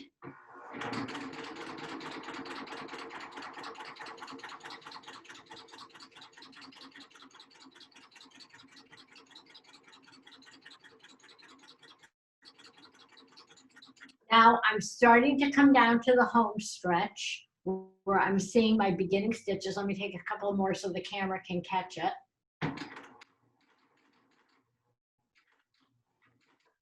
Okay, now I'm going to separate my right and left threads, left to the left, right to the right. I'm aligned with my needle indicator ridges, the center and right needles. Right on the money. I'm going to overlap one. Actually, even just overlapping one stitch will do it, but if you want to overlap two just for good luck, go right ahead. I'm going to bring my needles up to the highest point, raise my presser foot, take something skinny, and I'm in back of my threads under the foot, over the fabric and under the foot in back of the threads I pull. I'm going to pull those forward about 4 inches, just like this. Okay, and then it's snip. Let me just clip them about 4 inches. Snip. You're going to snap the fabric back to and off to the left. You've still got one thread, that's your chain looper thread that's still attached, and snip. And you can see right here, you can't even tell where the beginning and end of those are other than these thread tails, and those are your beginning thread tails. So you get a perfect finish and start to the fabric. And let's take a look at over the hump too. Let's take a look at that and see what it looks like. Do you see how perfect it is? Beautiful. The seam is straight on both of those. The stitches are nice and long because we lengthened that stitch a couple of clicks. And then we shortened it back up once we were over the seam allowance and continued along. But it's a really nice technique. So go ahead and try it.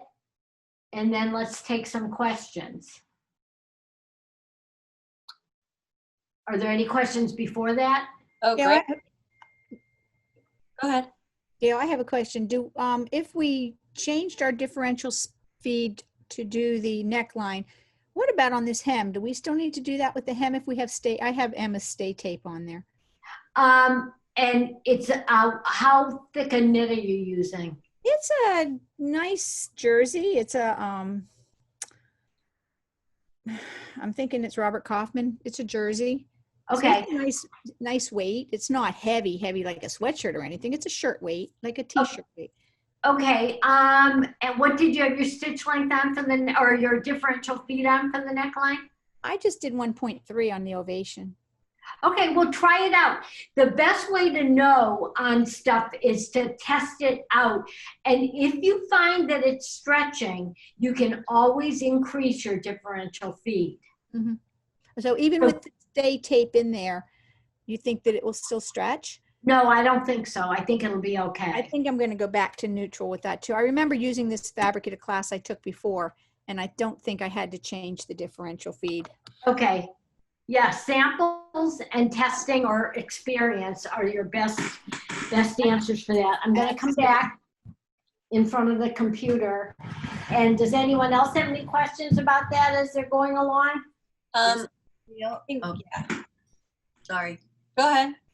I forgot to clip my threads before I pulled them to the back. Could I clip them now?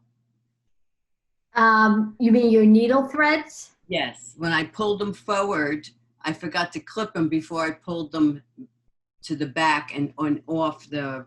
Did they pull to the back? They did a little bit. All right, so go ahead and clip, but definitely you want to clip them usually before. Right. Yeah, before. Okay. I hope I don't jam up my machine now though, because I have a whole bunch of thread underneath it. Well, okay. You know, again, this is why taking the class and practicing is good, because right. When you do it the wrong way, trust me, you'll never forget. Isn't that the truth? We all learn the best lessons the hard way, sadly. Let's see. Faye, do you have a question? I see a hand up. If not, Ginger has a hand up for a question. Yes, this is Faye. I have a question. Okay. Gail, you said that the starting tails are secure and we can just bury them in the hem. Yep. Is that also true for the ending tails once you snap it through?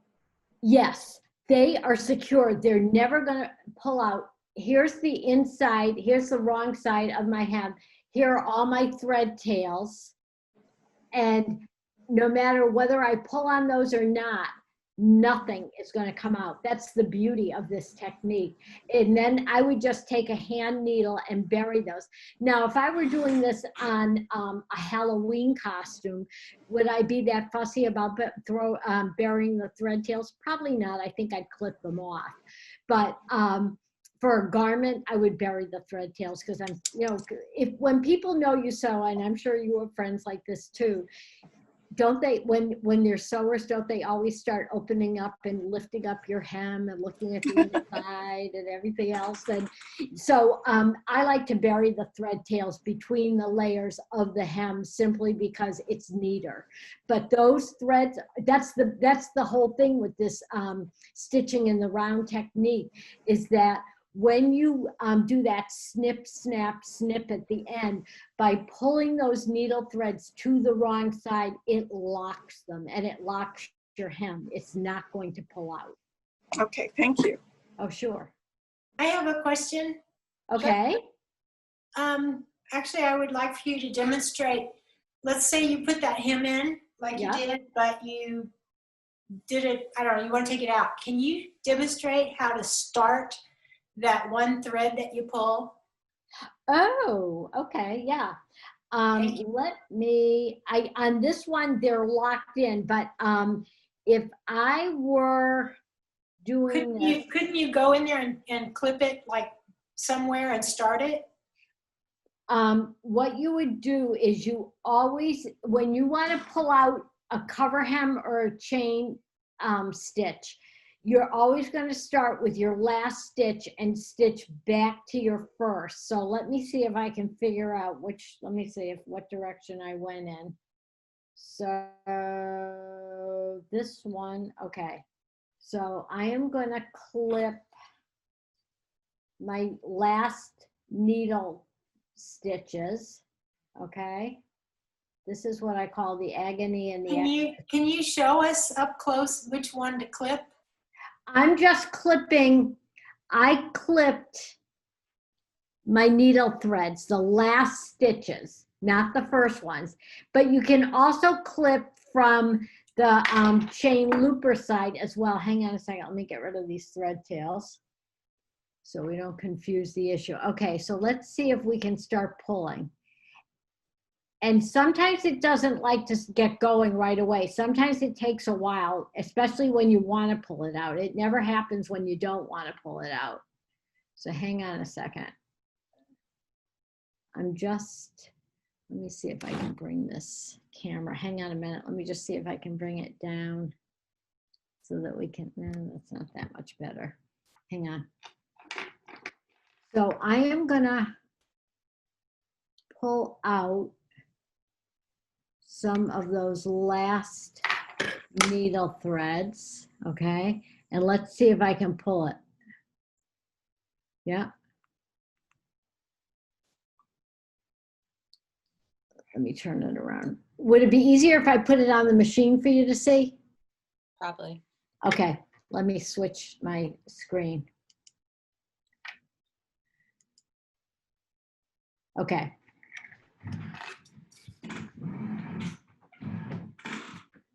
Come back here. Okay, let me see if I can bring this a little bit wider. That's better. Okay, so here are my last stitches, and let's see if I can get those to pull. And sometimes you have to fuss around a little bit with it to get it going. As I said, it's always when you don't want to pull it out. Let me see, am I going the right way?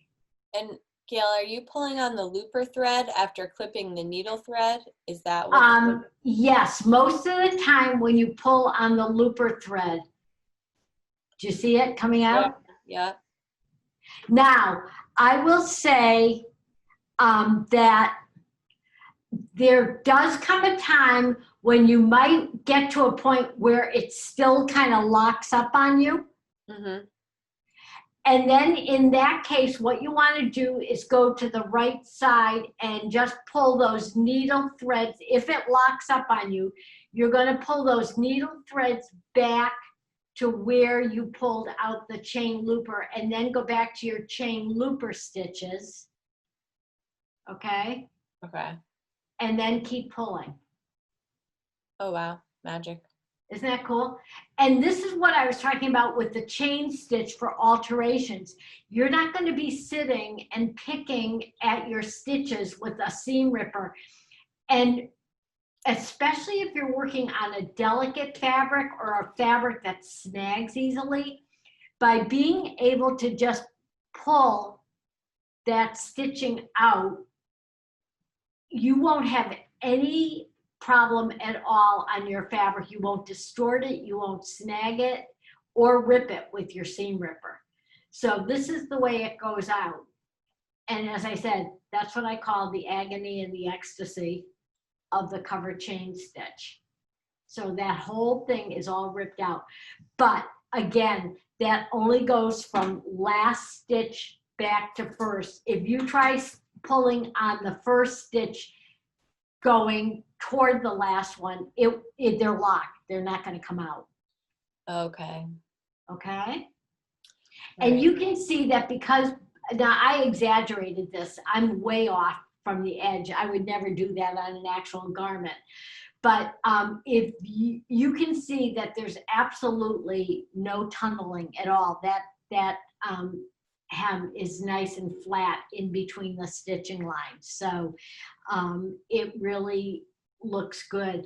But on this, because it's a Ponte knit, if I wanted to use a wide cover stitch on the hem, I definitely could have without tunneling. Did everybody try that technique? Does anyone have any questions at all about it? I see Karen has a hand up, and I think Gloria had a hand up, but I don't see a hand up anymore. Or Ginger did, excuse me. Okay, This is Karen. Yeah. Question on, we've only basically been using 3.5 and 4 stitch lengths, and I find that that's kind of what I always use anyway. Yeah. When would you use something shorter than that, and how short would you go? Do you ever use a 1 or a 2? Never in cover chain stitching. Usually the shortest I go in cover chain stitching is 3. Because I think it gives you a nicer looking stitch and it mimics the look of good, ready to wear much closer. In cover chain stitching, it sounds like it's a really long stitch for a lighter weight knit, but it still looks better. Now, I never say never to anything. If you found that stitch length was causing some kind of puckering or anything else, you could shorten it up a little bit shorter, but I never even get down to 2.5. I think the shortest I would go on a really lightweight knit might be 2.8, but even on things like rayon knits, they're pretty lightweight and they're very stretchy, and I've used 3 and I've been pretty happy with the way it came out. How about lightweight wovens like a voile or something? On a voile? Yeah. Honestly, on something like that, I don't know if I would use a cover stitch. Yeah, fair enough. I think on something like a voile that's so transparent, I think that a cover stitch is almost too sporty a look for that. Mm-hmm. Mm-hmm. Okay. I think I would go to a sewing machine and do that hem on a sewing machine. But you would do a narrow stitch, a short stitch on a sewing machine, like a 2 or. Oh yes, or you could use a rolled hem on your serger for voile. Okay. Which is all right. Thanks. pretty. Sure. Anybody else have any questions? Did everybody try that out? I hope so. It worked great for some of us. I think I see Connie has a question about rethreading. I think her machine got jammed. Connie, do you Okay. need help?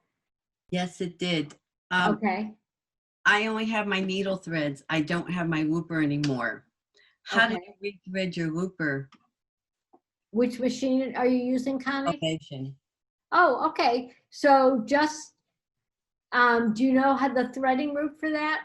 Yes, but it's still kind of threaded through, but so I don't know where it broke. It broke somewhere in between here. Oh, so just bring it back to your thread cone and start, and just put it through the air threading for the chain looper. But do I cut it? It's still in there someplace, and I don't know where it's in there. Do you have a scrap piece of fabric? Yeah, and I already ran it through and it's not stitching. So I think, and I only have 2 threads and they're my needle threads. Okay, so raise your presser foot and raise your needles. Okay. And then just pull back from the cone. Pull back from the cone? Yeah, I would just restart right from the cone again. I didn't know if I could pull back from the cone. That was my question. Okay, Yeah. thank you. And then I could sure. just thread. I don't need to undo my needles. No, Okay. no. Thank you. No. Now, that's on your machine. There are some machines that may require you to rethread in a specific order. So that's not across the board. Okay. Okay. And Jessica, did you have a question? Did I see? Oh, is there a rule of thumb on knit thickness and whether to use a band or binding on a neckline? There isn't a rule of thumb, but what I would say is if you were doing something like a Ponte knit, which is hefty, would I use a Ponte knit for a binding on that? I don't think so.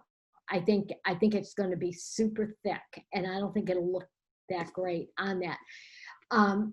The one exception, excuse me, that I might make is that if you wanted to use a Ponte knit for your binding, you might want to use a single fold binding that would cut down one layer of thickness.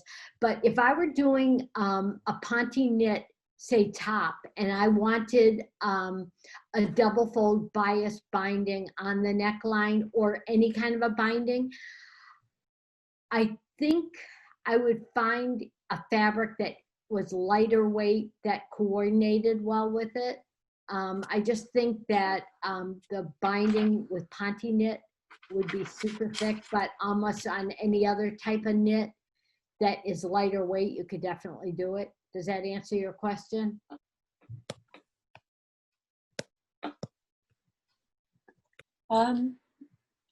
Here's one more from Chris saying that it worked great, but do you have any tips for aligning the hem to make sure the loopers cover the raw edge on the underside?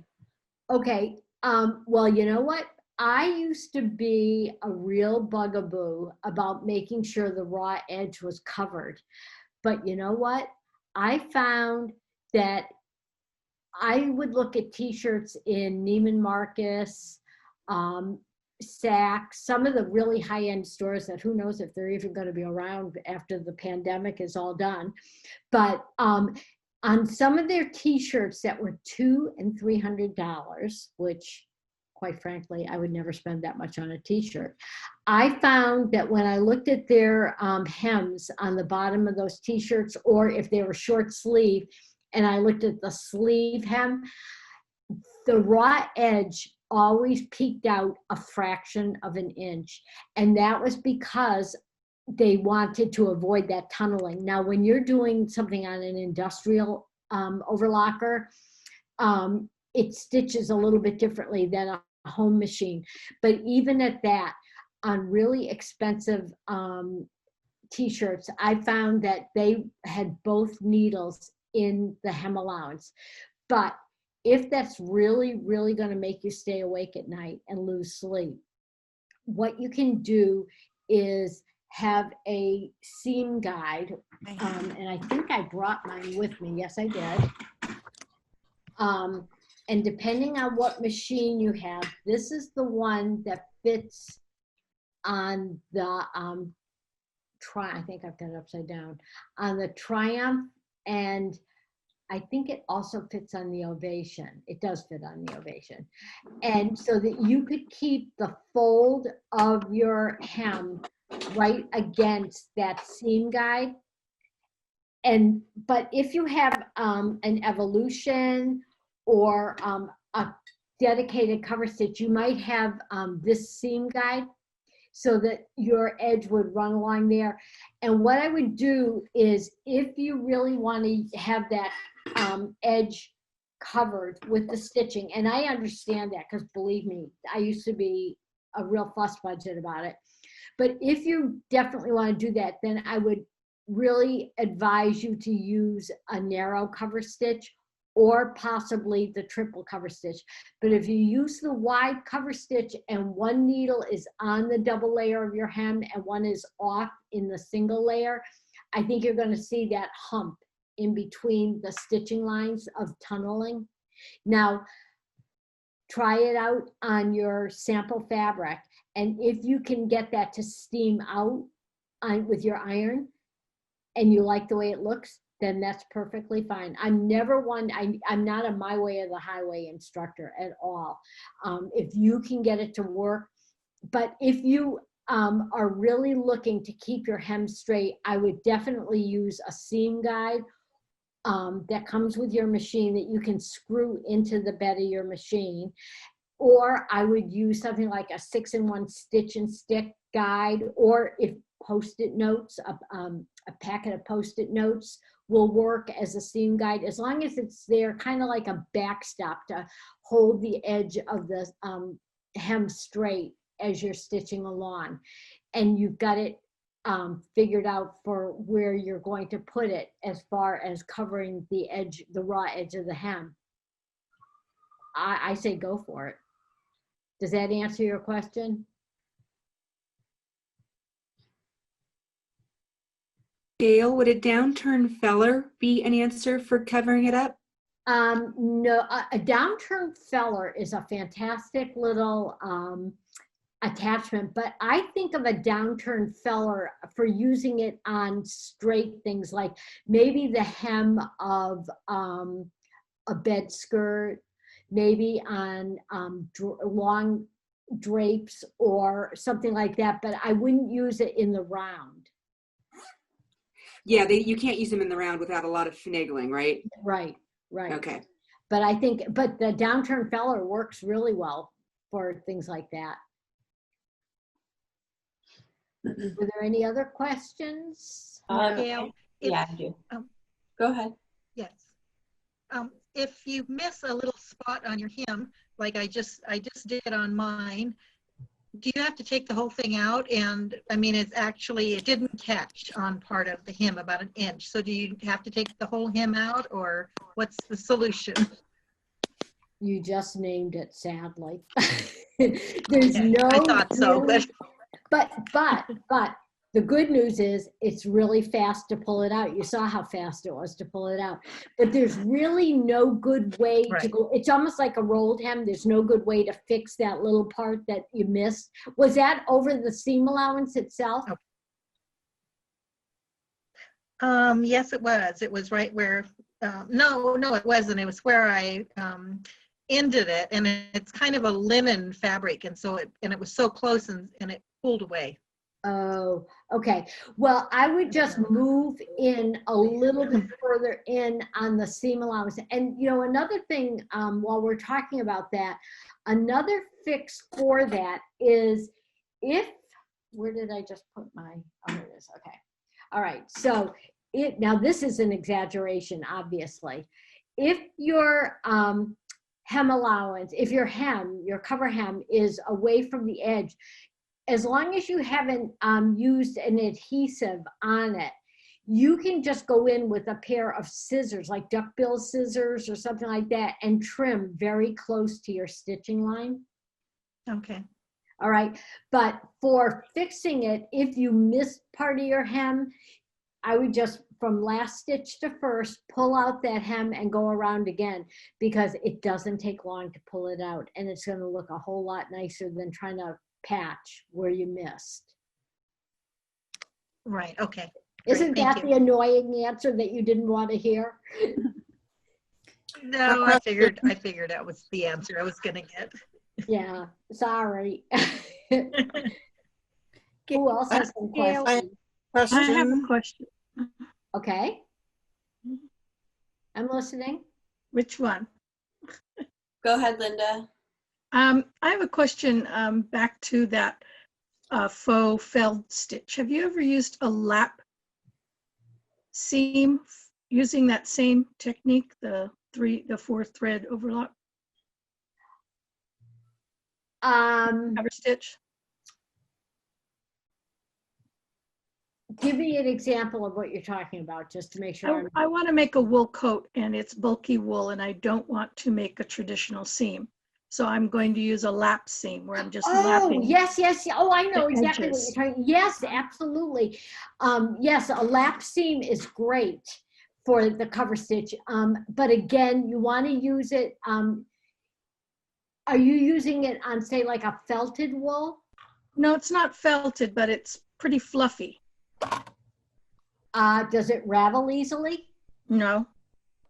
So it must have been felled a little bit. Okay. Because the lap seam, what we're talking about is like if you take, let me just, let me find something I can show that with.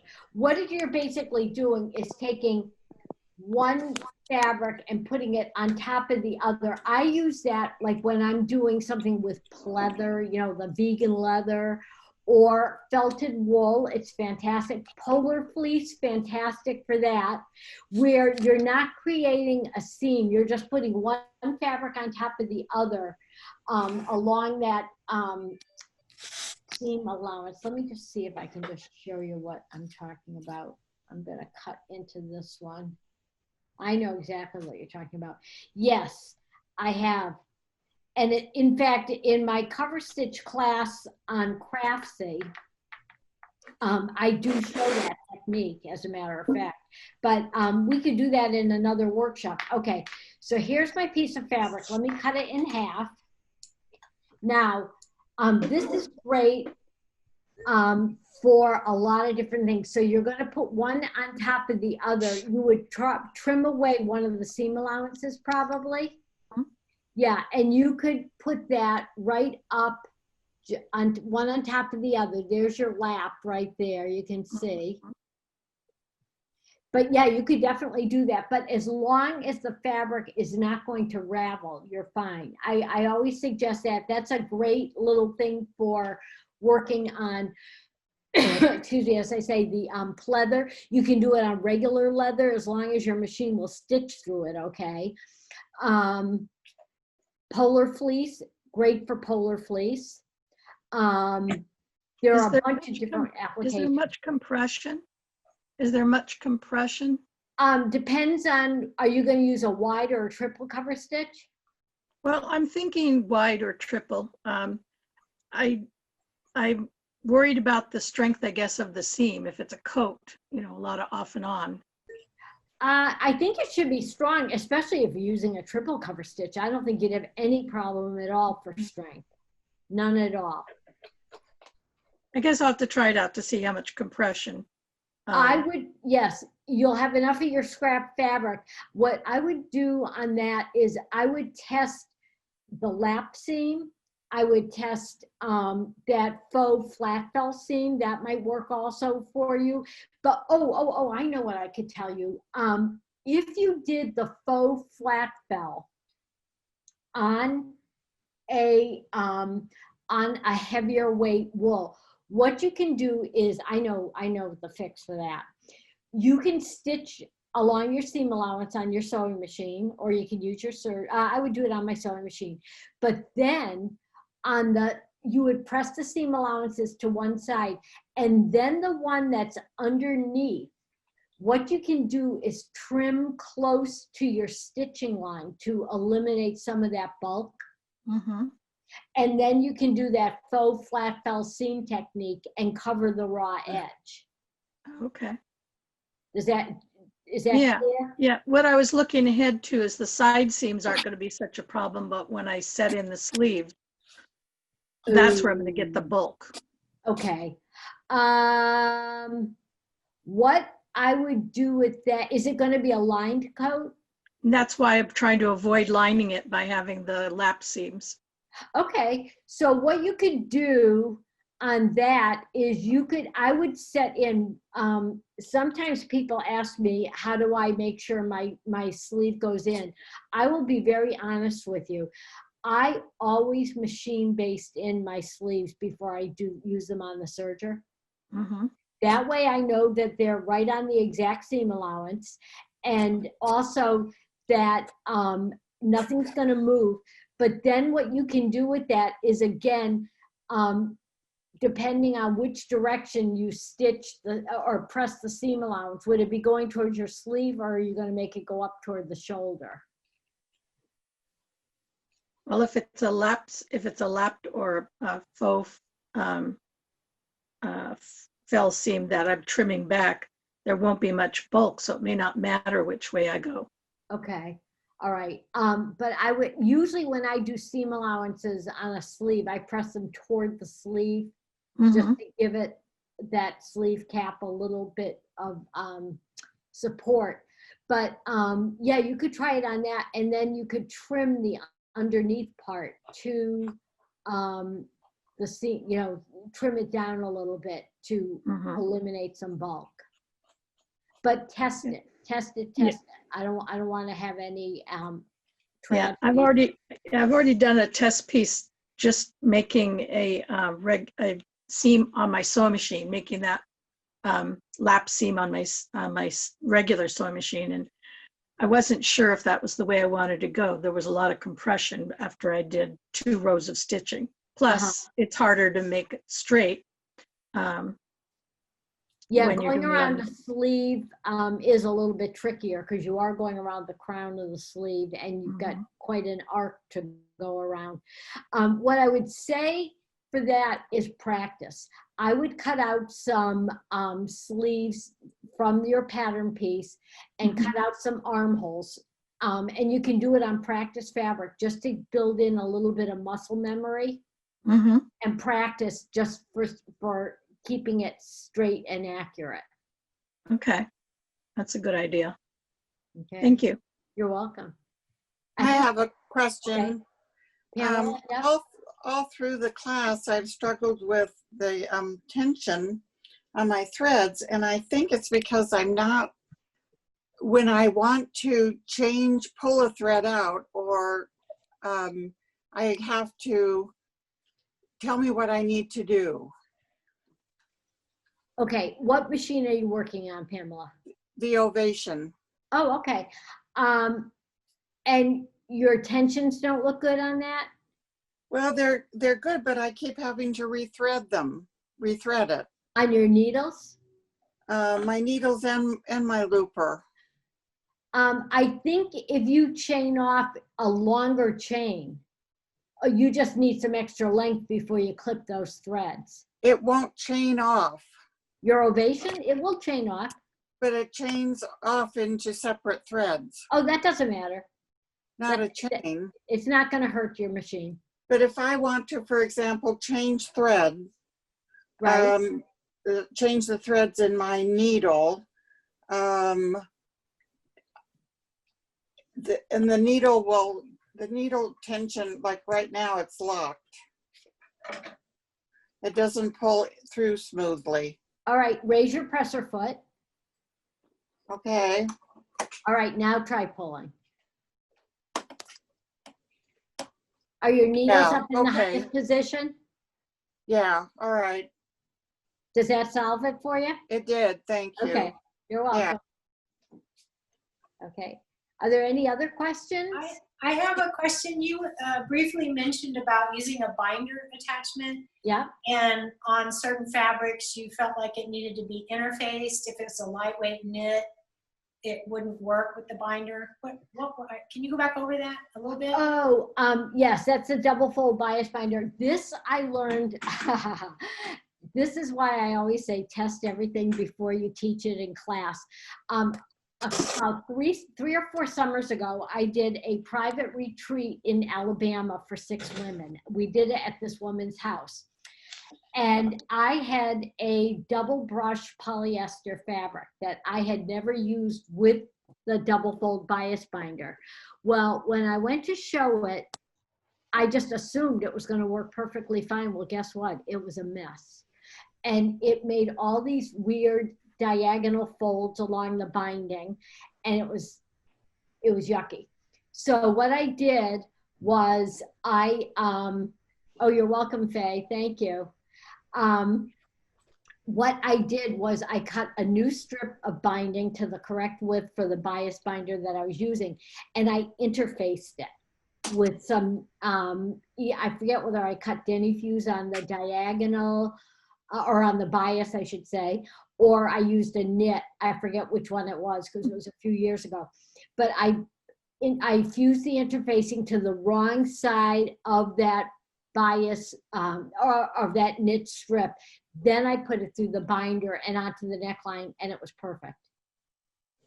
Okay, thank you for explaining that, because I wasn't sure if you meant that it was the fabric that you were putting, that you were actually binding onto, but you're saying it was the strip was out of that fabric. And the only time that happened was with the double brush polyester. It's very soft, it feels very nice, but it didn't behave well without being interfaced on the binder. So it was like too thin of a fabric or something? I think it was just the texture. I don't know. I just think it was just, because it's not any thinner than some of the ITY knits, but those have a more slippery hand to them. The double brush polyesters are what I call a sticky knit. Like if you put another fabric over it, if the other fabric isn't slippery, they kind of stick together. Does that make sense? Yeah. Yes, that's a good explanation. Thank you so much. You're welcome. Any other questions before we finish up? I have a question. Yeah. So you talked about the different weights between serger cone thread and regular thread. Correct. Even though they are different weights, you can still use regular thread in your needles, right?